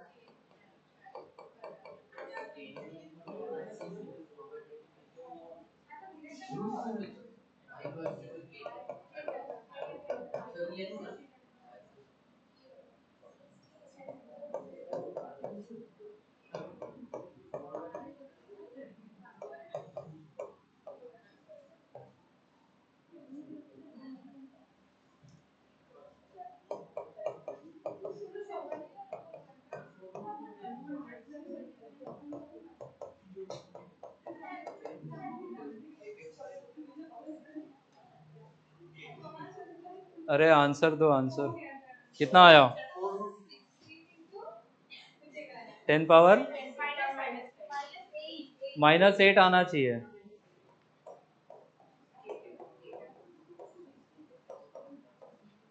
बस ये कैलकुलेशन कर लो, आ जाएगा आंसर. एम्स का पूछा हुआ क्वेश्चन लिखो तो. सेम ऐसा ही है, एग्जैक्टली ऐसा ही है, बस वैल्यू अलग है. अरे लिखो. रुपसा फटाफट आंसर दो फिर. आई क्रॉस जे गौरव कैसे करते हैं?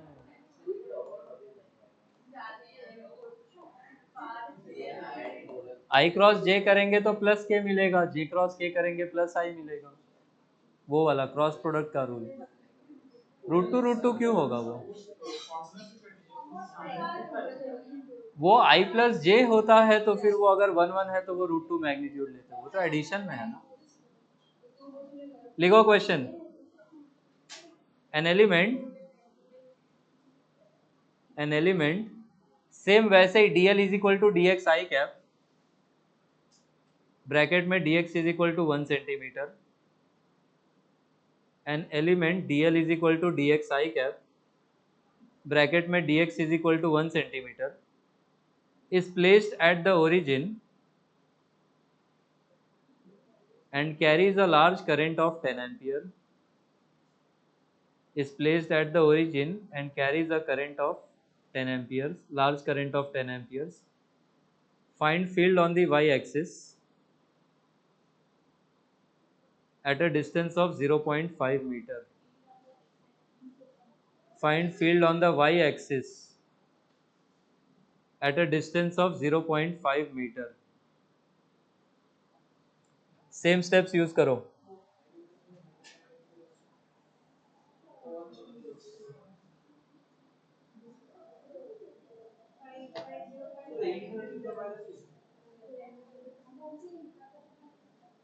एक मिनट बता रहा हूँ.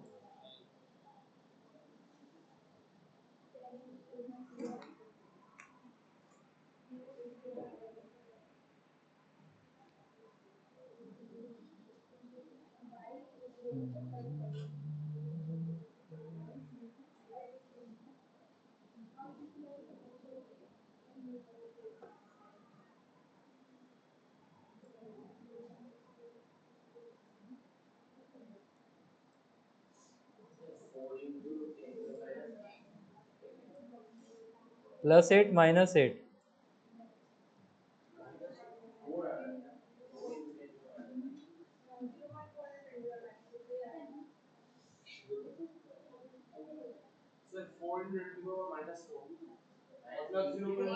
-8 होना चाहिए. कैलकुलेशन चेक करो.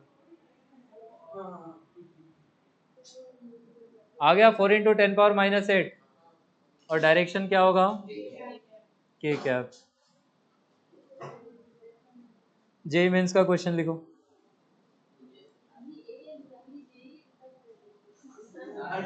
सब करना पड़ेगा. एम्स का सवाल हो नहीं रहा है.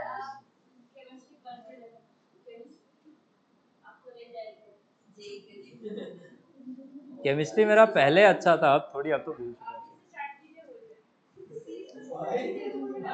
जो एडवाइस आप दूसरों को दे रहे खुद फॉलो कर लो. आ गया आंसर आपका? ठीक है, लिखो. सानिया और श्रेया आया क्या? क्यों नहीं आया? ऐसे ही तो करना है. वैल्यूज रखो. उसके लिए जगह छोड़ दो. अभी आके बता रहा हूं. अगला क्वेश्चन लिखो.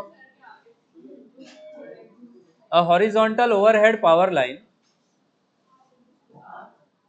अ हॉरिजॉन्टल, थोड़ा शांत रहोगे तब तो सुनाई देगा. A horizontal overhead power line is at a height of 4 meter from the ground. A horizontal overhead power line is at a height of 4 meter from the ground and carries a current of 100 ampere and carries a current of 100 ampere from east to west. Carries a current of 100 ampere from east to west. The magnetic field directly below it, the magnetic field directly below it on the ground is. Magnitude भी बताना है, direction भी बताना है.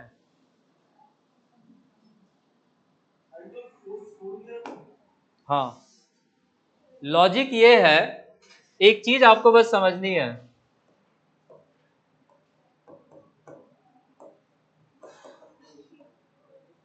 अब ये north south ऐसा ऐसा तो क्या ही बना है. नॉर्थ किधर में होगा? ईस्ट इधर है, वेस्ट इधर इधर है, तो नॉर्थ कहाँ होगा? अंदर. और साउथ कहाँ होगा? बाहर.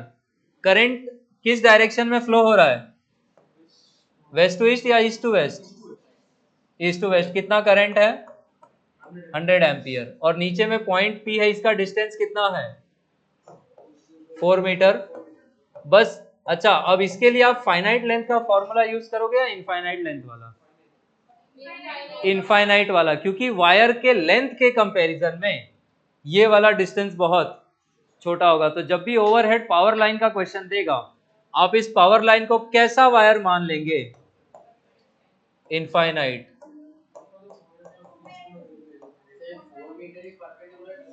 जी, वायर इनफाइनाइट हो जाएगा तो जो डिस्टेंस दिया है वो परपेंडिकुलर डिस्टेंस ही होगा।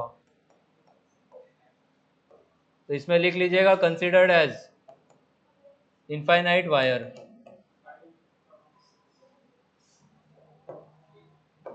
क्या फॉर्मूला इनफाइनाइट वायर की वजह से? Mu not I by 2 pi R. Mu not का वैल्यू कितना लिया जाएगा? 4 पाई इंटू 10 पावर -7। वो सब्सटीट्यूशन करेंगे आप। करंट दिया है, परपेंडिकुलर डिस्टेंस दिया है, सब यूज करो।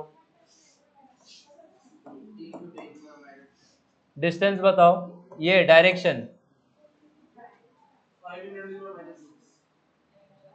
5 इंटू 10 पावर -6।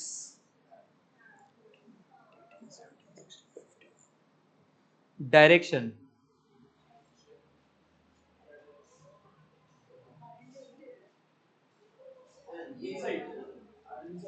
कैसे रूपम? ऊपर है क्या पॉइंट? पॉइंट तो नीचे है ना। तो करंट के अलोंग थंब लगाओगे, पॉइंट भी नीचे है ना, तो आप हाथ को नीचे भी तो रखोगे। आउटसाइड, आउटसाइड में कौन सा डायरेक्शन है? तो इसका डायरेक्शन क्या हो जाता? साउथ में। तो म्यू नॉट की जगह पे आप लिखते हैं 4 पाई इंटू 10 पावर -7। ये हो जाता 2 पाई, डिस्टेंस है 4, करंट थी 100। तो ये 2 टाइम्स काटते, इसको 2 टाइम्स काटते, ये 50 टाइम्स कटता, तो ये जाता 5 इंटू 10 पावर -6। और डायरेक्शन पॉइंट भी ऊपर होता तो डायरेक्शन नॉर्थवर्ड। तो कभी भी ऐसा ईस्ट वेस्ट दे दे तो ऐसा ही बना के करोगे। बाहर वाला मतलब पॉइंट पे डिपेंड करेगा ना, पॉइंट पे कहाँ है। जैसे इसी में वायर के ऊपर बोल देता तो फिर वो अंदर हो जाता, और अंदर में फिर हम नॉर्थ डायरेक्शन बोलते हैं। करंट इधर है, पॉइंट पे नीचे है, तो उंगलियां कहाँ निकलेंगी गौरव?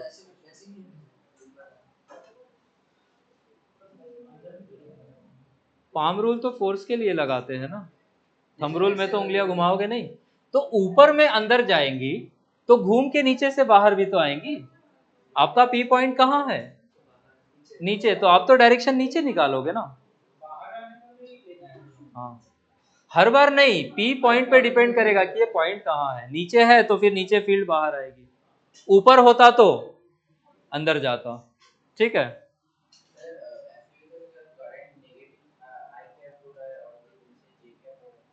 माइनस जे कैप लेते फिर उसको, वैसे भी कर सकते हो, पर उसमें ऑप्शन तो के कैप के टर्म्स में नहीं होगा ना। अगर वो ईस्ट वेस्ट दिए हैं तो वो ऑप्शन में नॉर्थ साउथ ही देके पूछेंगे। आ रहा है समझ में? तो वो उसके लिए बेटर है कि आप वो डायग्राम बना के फिर आगे प्रोसीड करें। रूल ये है कि आप जैसे भी बैठे हो आगे की तरफ क्या लोगे? ईस्ट, पीछे में वेस्ट, लेफ्ट में नॉर्थ और राइट में साउथ। मैप में क्या ईस्ट वेस्ट ऐसे ही लिखा होता है। अब वो नॉर्थ ऊपर में मत ले लेना वरना सब गड़बड़ कर दोगे। ठीक है, ऐसा हवा में यूपी नहीं लटक रहा है। तो ईस्ट वेस्ट, इधर नॉर्थ और इधर साउथ, तो अंदर वाला नॉर्थ, बाहर वाला साउथ।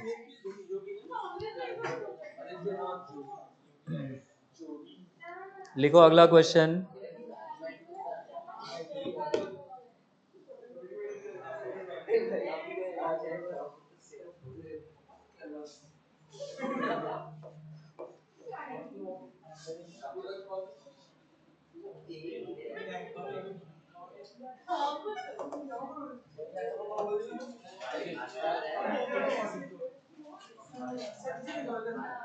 अरे चुप रहो।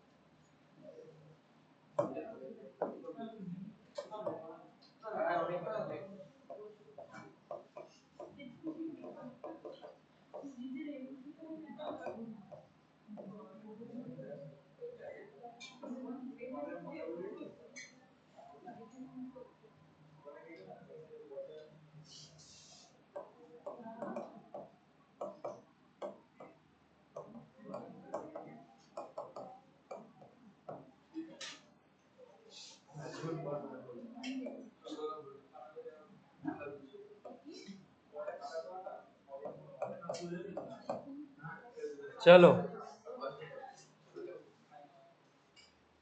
सेंट्रॉइड पे फील्ड निकालना है।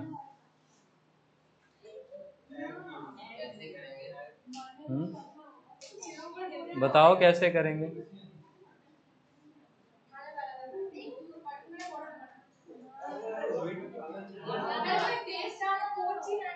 ओ, टेस्ट। आंसर करो, गुस्सा आ रहा है मेरे को।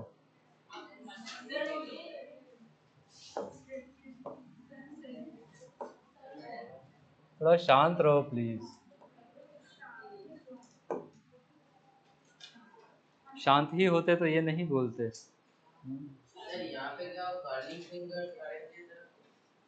इसमें देखो, ऐसे क्वेश्चन में ये तीनों ही वायर कैसे हैं, फाइनाइट लेंथ के या इनफाइनाइट लेंथ के? इनफाइनाइट लेंथ, ये फाइनाइट लेंथ के, sorry.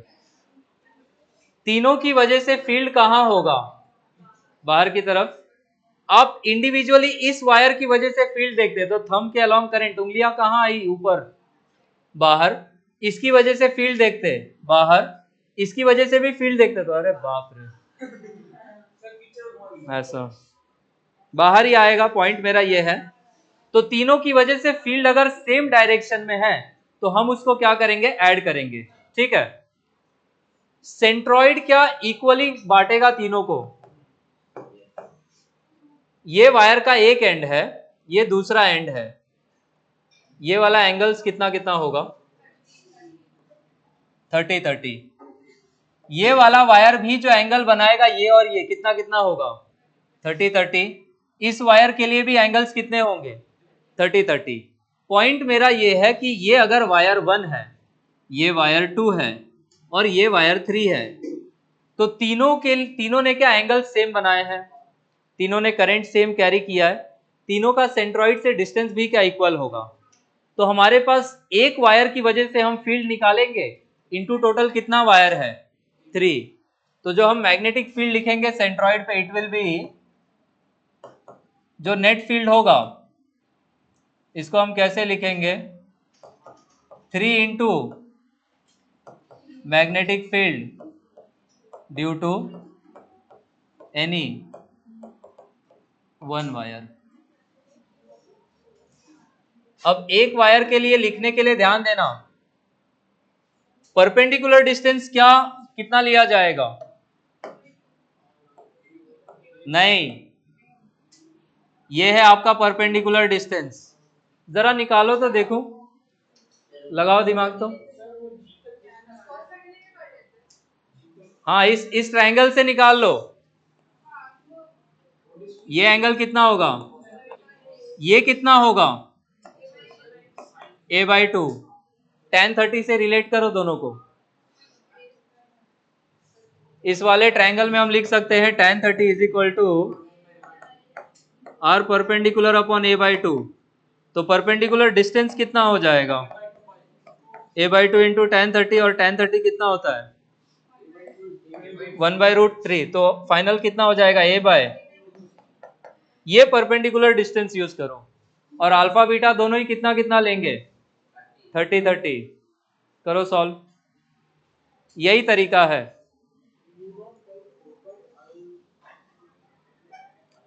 Mu naught by 4 pi I/r cos alpha plus cos beta, ये फॉर्मूला है। कितना?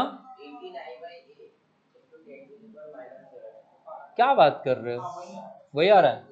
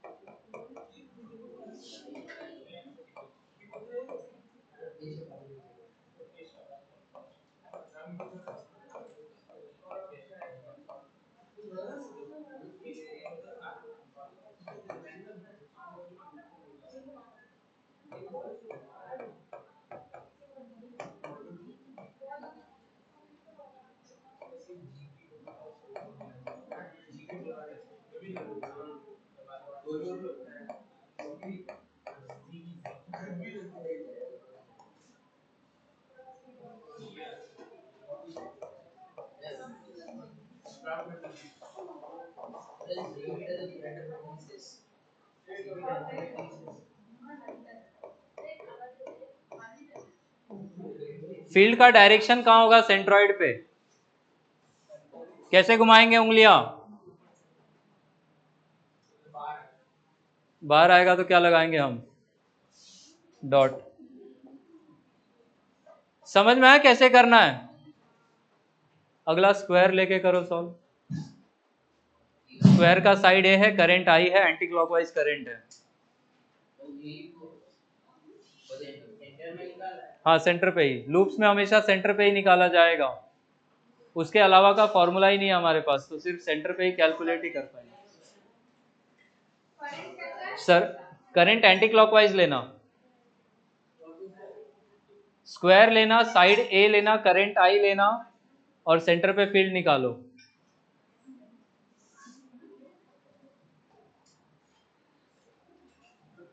स्क्वायर के लिए ये चीज कैसे लिखी जाएगी? 4 into field due to 1 wire, alpha beta कितना कितना? 45 45, परपेंडिकुलर डिस्टेंस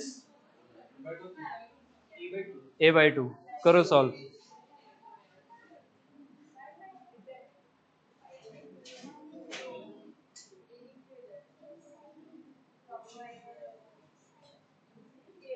कहाँ होगा फील्ड? एंटी क्लॉकवाइज है। ओ सॉल्व करो। ये लिख के हुआ क्या?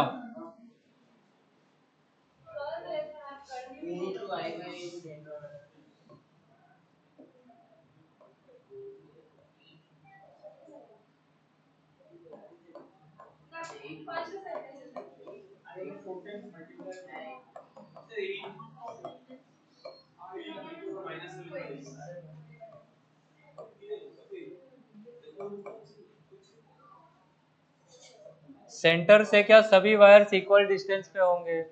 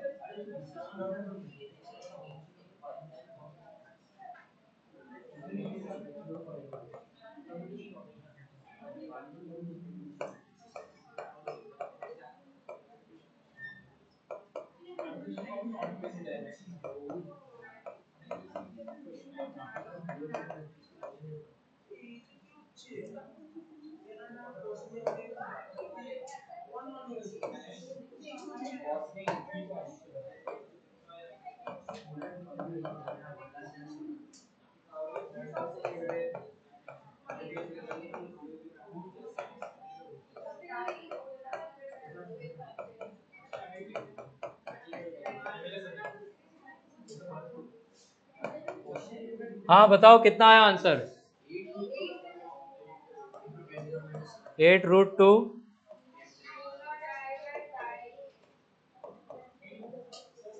पाई है कि 4 पाई है? इससे ये भी काट ही दो।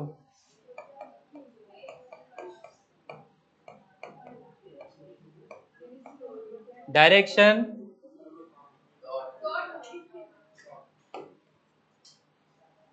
जब स्कूल एग्जाम में मैग्नेट का क्वेश्चन आएगा तो प्लीज मैग्नीट्यूड और डायरेक्शन दोनों बता के आना, काट लेगा नहीं तो नंबर।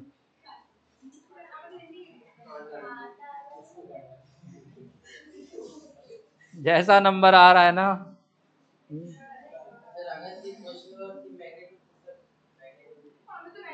अगर ऑप्शंस हैं तब तो वो समझ में आ जाएगा कि सिर्फ मैग्नीट्यूड पूछ रहे हैं, मैग्नीट्यूड एंड डायरेक्शन। पर अगर लिखा हुआ क्वेश्चन है कि find field at the centre, तो दोनों चीजें बतानी है, क्योंकि फील्ड कैसा क्वांटिटी है?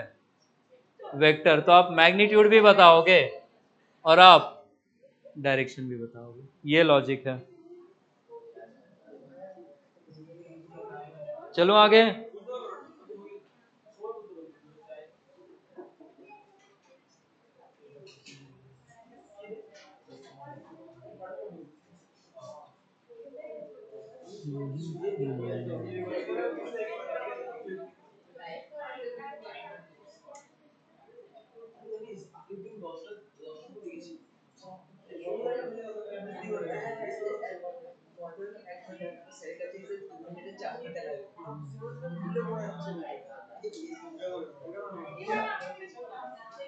लिखो question.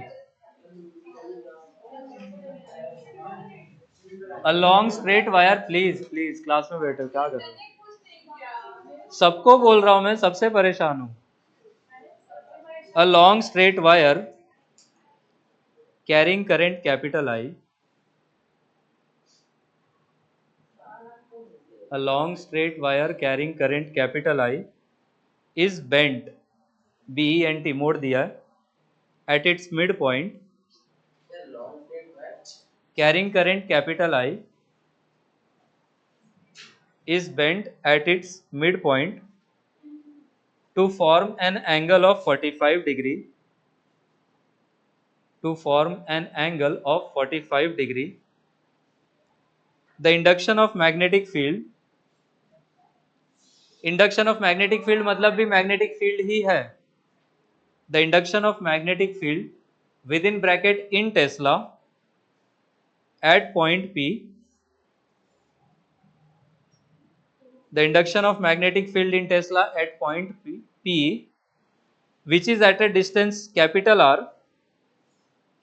which is at a distance capital R from the point of bending is equal to question mark.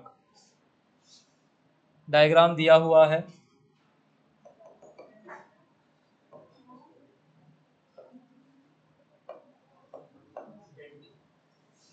ऐसा ये 45 डिग्री से बेंड कर दिया हमने वायर के मिड पॉइंट से, तो ये इन्फिनिटी से आ रहा था, बेंड करने के बाद वापस इन्फिनिटी पे जा रहा है। यहां पे गिवन है पॉइंट P, और ये वाला जो डिस्टेंस है P पॉइंट पे फील्ड बताना है। करो सॉल्व।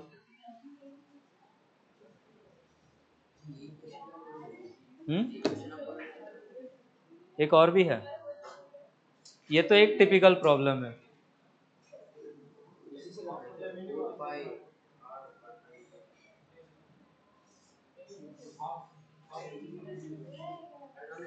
लगाओ दिमाग लगाओ तो देखो।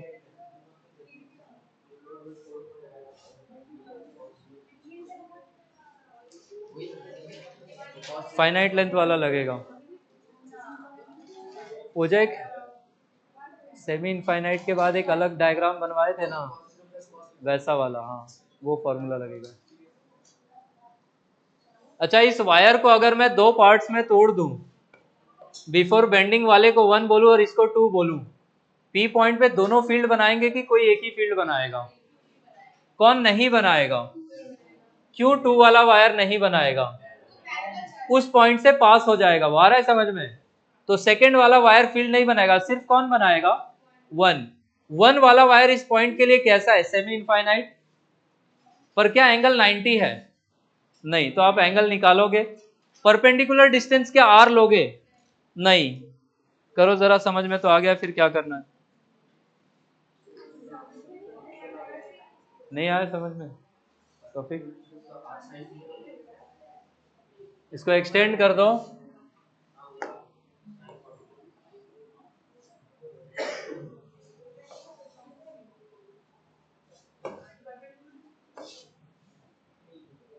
परपेंडिकुलर डिस्टेंस निकालने के लिए वायर की डायरेक्शन को एक्सटेंड कर दो, ऐसा। ये होगा परपेंडिकुलर डिस्टेंस। ये क्या हाइपोटेन्यूज है? ये एंगल भी 45 होगा, तो ये हाइपोटेन्यूज का ये कंपोनेंट r cos 45, हम इसमें इंटरेस्टेड हैं। ये कितना होगा? तो ये है आपका परपेंडिकुलर डिस्टेंस। एंगल कितना लेंगे? 135 लेंगे। ये वाला एंगल होगा, दिस इज द एंगल।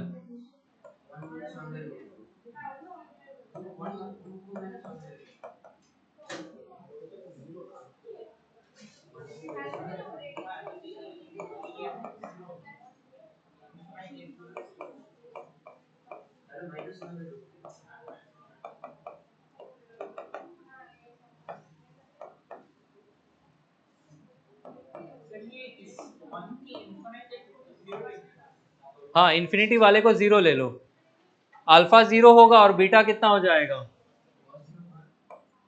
हाँ, cos 0 1।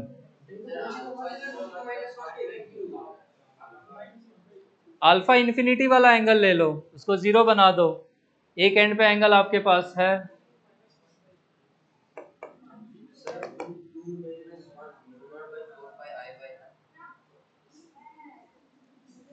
√2 - 1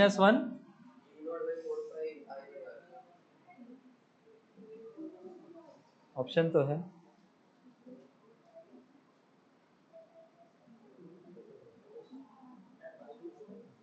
ठीक है,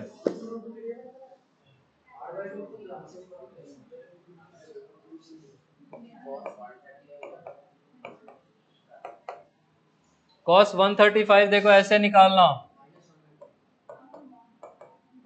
इसको क्या हम cos ऑफ 180 - 45 लिखेंगे।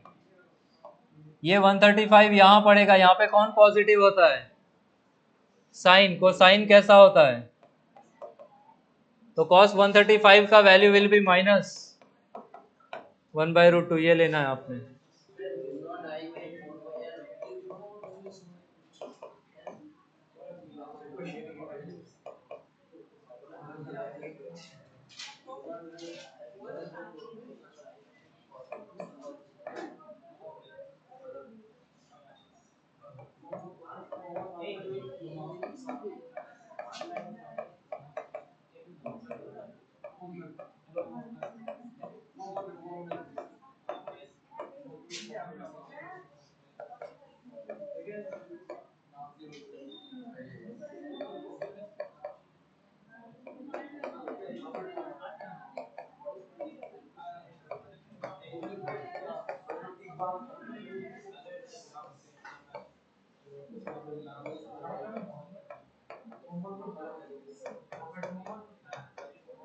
अरे चुप हो जाओ दोनों, क्या बकवास किए जा रहे हो? अरे सब अच्छे हैं बाबा। रूपम प्लीज, क्लास है ये।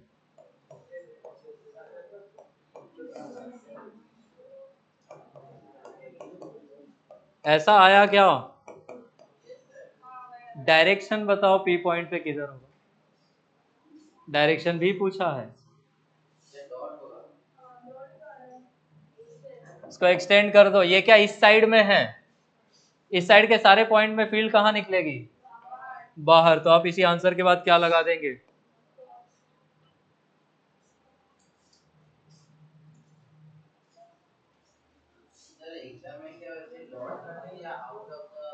वो डॉट पढ़े लिखे लोग समझ जाएंगे, आउट ऑफ द प्लेन है।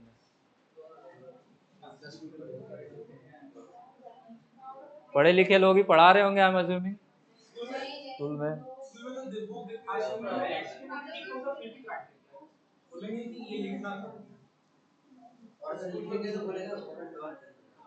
तो डॉट भी करना, आउट ऑफ द प्लेन भी लिख देना।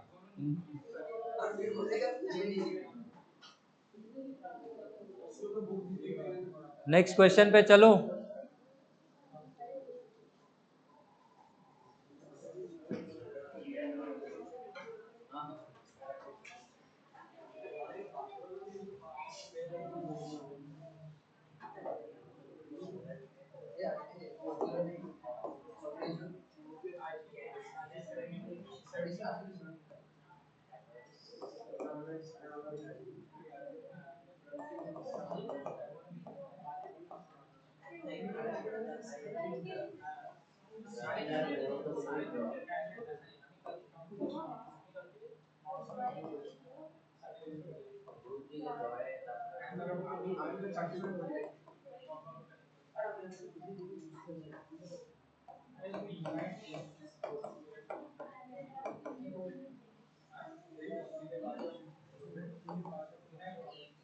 वो वायर है, ऊपर वाला एंड इन्फिनिटी को जा रहा है, नीचे वाले एंड ने वर्टिकल के साथ 37 डिग्री बनाया इसके पोजीशन वेक्टर में।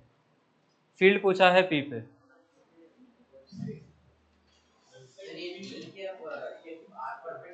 नहीं, ये परपेंडिकुलर डिस्टेंस है क्या पगलू? इसका कंपोनेंट लोगे तो परपेंडिकुलर डिस्टेंस आएगा। आ रहा है समझ में? ये वाला डिस्टेंस दिया हुआ है डी। रुपसा अंगड़ाई आने लगी, नींद इसका हो गया। पूछा क्या मैंने? खाली टिप्पणी, एक्सपर्ट कमेंट नहीं चाहिए इधर, उसके लिए मैं हूं।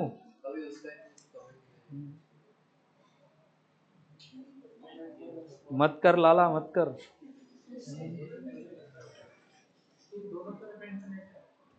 नहीं, नीचे इनफाइनाइट नहीं है। मैं इसका कलर बदल दूं बाबा, नहीं तो नया लॉजिक लगाओगे। वायर ऊपर इंफिनिटी को जा रहा है, नीचे में यही खत्म है।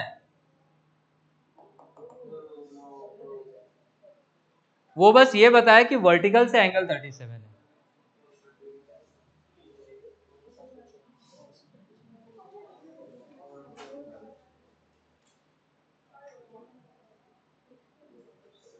3753 याद है?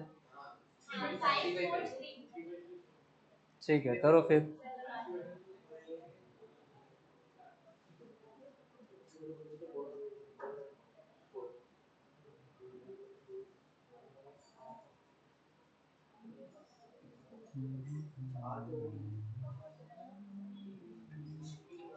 परपेंडिकुलर डिस्टेंस डी नहीं है और बीटा भी 37 नहीं है।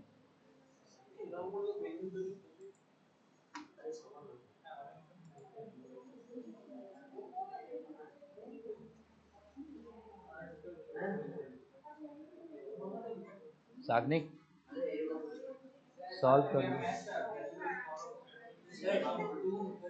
खाली इधर उधर का बात।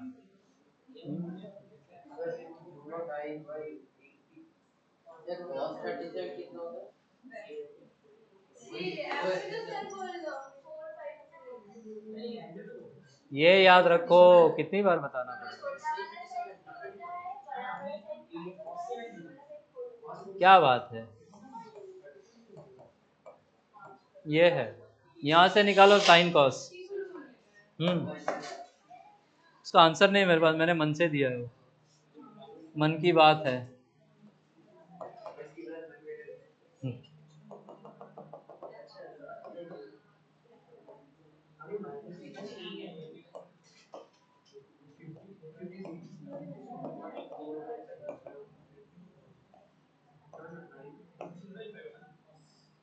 ऊपर 37 है तो नीचे एंगल कितना हो जाएगा? हाइपोटेन्यूज डी है, ये परपेंडिकुलर डिस्टेंस कितना हो जाएगा? D cos 53। और ये वाला एंगल कितना होगा? ये एंगल हो जाएगा 180 माइनस 37, 143 क्या? तो कॉस 143 को पहले तो निकाल लो।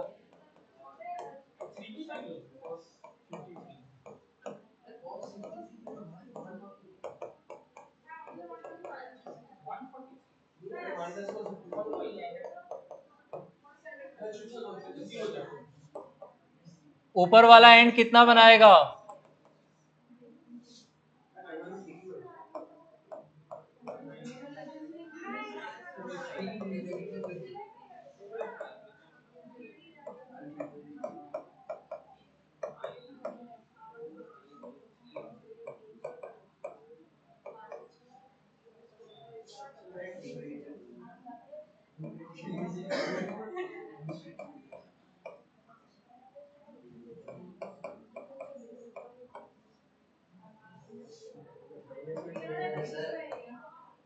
क्या माइनस में नहीं आना चाहिए? गलत करोगे तो ही आएगा। कॉस 53 कितना होता है? 3/5। तो 3 नीचे 5 ऊपर, कॉस 0 1 और कॉस ये कितना हो जाएगा? एक मिनट में एक एक स्टेप कर ही दो, नहीं तो बोलोगे पता नहीं क्या कर रहे हैं। बस मैच कर लो, क्या यही आ रहा है?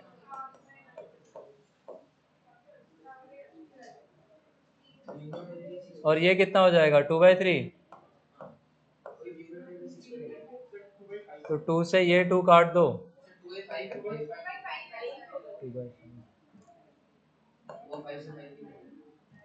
फाइव से फाइव भी कट जाएगा।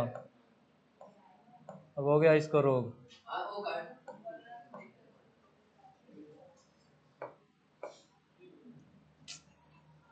फाइनल आंसर क्या आ रहा है?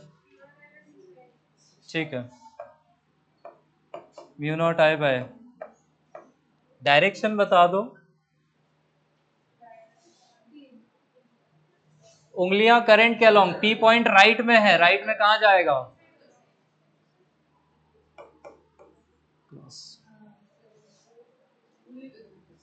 हम्म,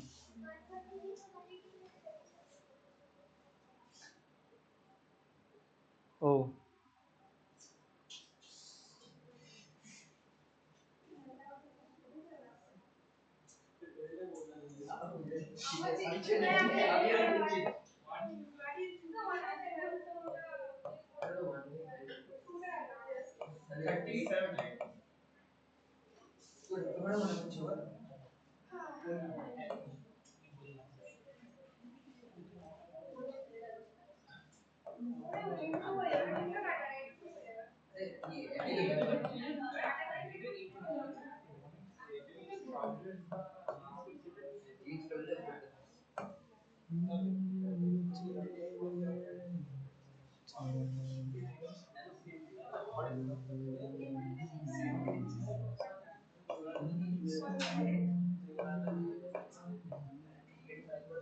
ये आएगा।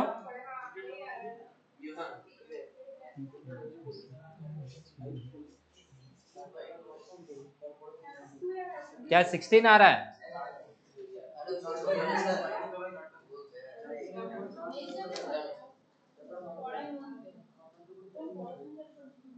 चलें आगे। 11 मिनट है, 3 सवाल तो कर ही सकते हो।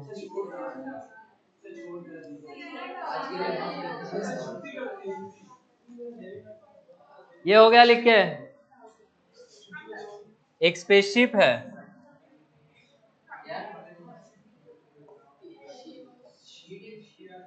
अरे क्या बन गया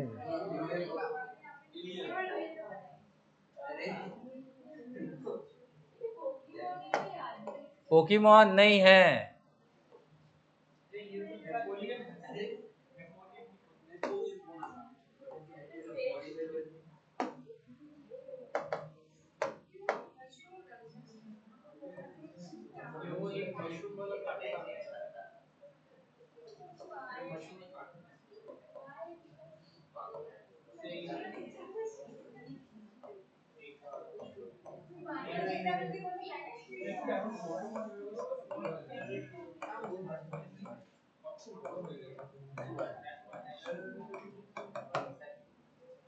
ऊपर वाला एक सेमी सर्कुलर लूप है, नीचे वाला दूसरा सेमी सर्कुलर लूप है, स्ट्रेट वायर से ज्वाइन किया है, करंट ऐसे घूम रहा है, कॉमन सेंटर ओ पे फील्ड पूछा है।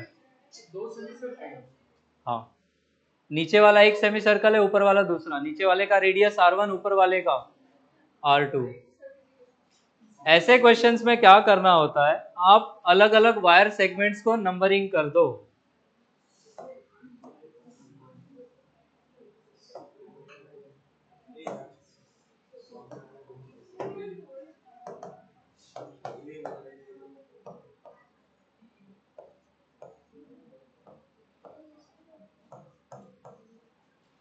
इन चार में से किसकी किसकी वजह से फील्ड बनेगी, किसकी किसकी वजह से नहीं बनेगी?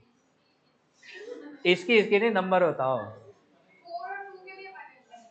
4 और 2 का बनेगा, 1 पास हो जाएगा ओ से, 3 भी पास हो जाएगा, तो 1 और 3 का नहीं बनेगा। तो सबसे पहले तो यही लिख लो, B1 is equal to B3 is equal to कितना हो जाएगा? 0। 2 और 4 का फील्ड ऐड होगा या सब्ट्रैक्ट होगा? ऐड होगा। सेमी पूरा लूप में करंट कैसा है, क्लॉकवाइज है, तो नेट फील्ड कहां आएगा? अंदर की ओर। तो दोनों फील्ड्स को ऐड कर दो, जो आपका नेट फील्ड होगा that will B B1 plus B2 plus B3 plus B4, इसमें 1 और 3 की वजह से कितना है 0। 2 की वजह से फील्ड लिख लो, 4 की वजह से लिख लो। सेमी सर्कुलर वायर का फॉर्मूला यूज करना, हाफ रिंग वाला।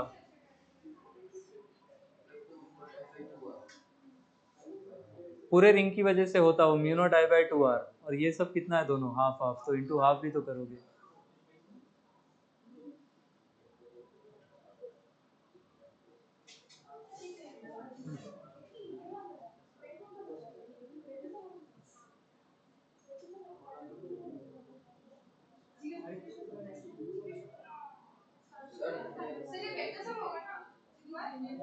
सेम डायरेक्शन में तो ऐड ही हो जाएगा ना डायरेक्टली।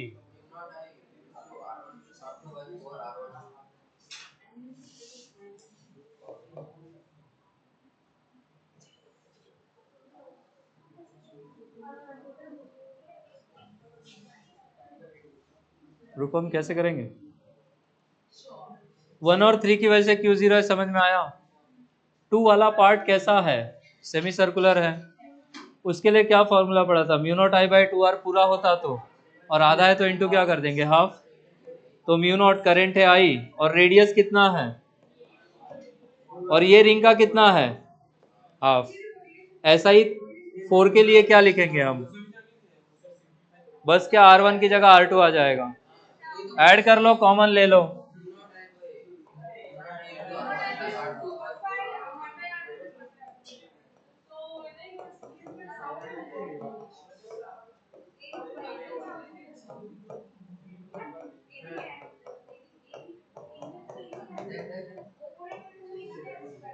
फील्ड का डायरेक्शन सेंटर पे किधर, ऐसे करंट जा रहा है।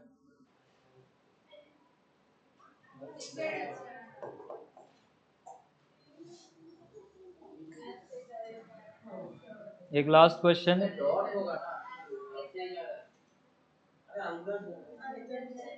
करंट इसमें से ऐसे आएगा तो यहां से ऐसे जाएगा, यहां से ऐसे जाएगा, इसमें से ऐसे जाएगा, ऐसे करंट है। पूरे लूप में सेंस कैसा है, क्लॉकवाइज है, तो आप उंगलियों को क्लॉकवाइज घुमाते, थंब कहां जाता अंदर, तो आप क्या लगाते फिर अंदर के लिए क्रॉस।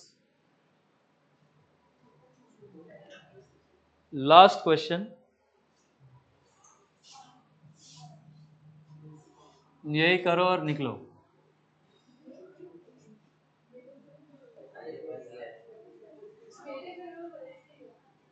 बना लेने देना, उसके बाद ही बनाना। अरे माँ कसम।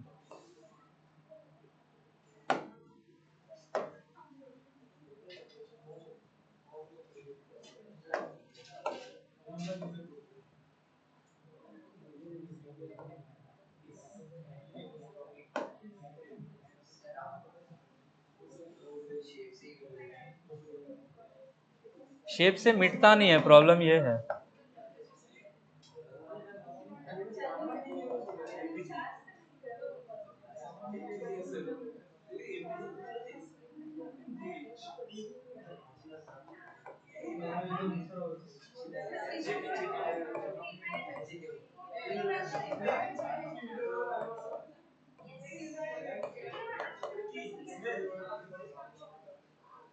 फील्ड सेंटर पे,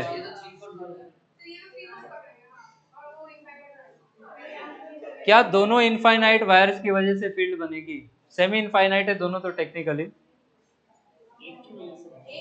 नीचे वाला या ऊपर वाला, नीचे वाले की वजह से बनेगा, ऊपर वाले की वजह से क्यों नहीं, पास कर जाएगा वहां से। अगेन 3 पार्ट्स में तोड़ दो, इसको कह दो 1, इसको 2, और ये 3। किसकी वजह से फील्ड नहीं होगी, 3 की वजह से।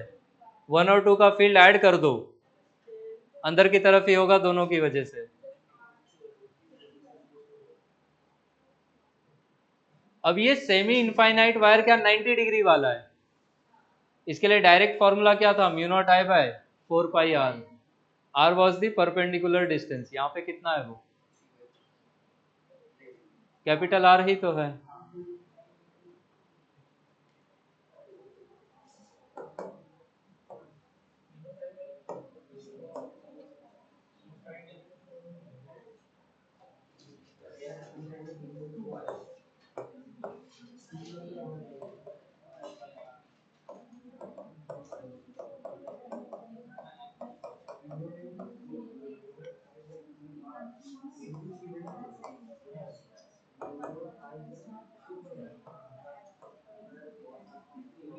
इस सेमी इनफाइनाइट वायर की वजह से क्या होगा, mu not I by 4 pi perpendicular distance capital are.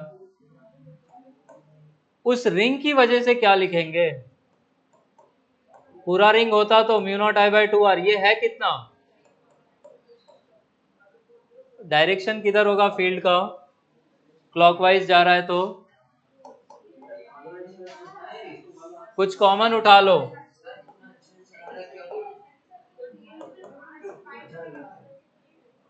याद ऐसे रखना है, सर्कल वाले में पाई नहीं आएगा, ठीक है, ऐसा नहीं दोनों जगह पाई लिए जा रहे हो।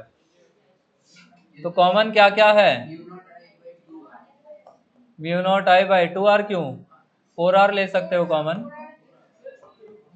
ब्रैकेट में फर्स्ट से क्या मिलेगा 1 अपॉन पाई, और यहां से क्या मिलेगा,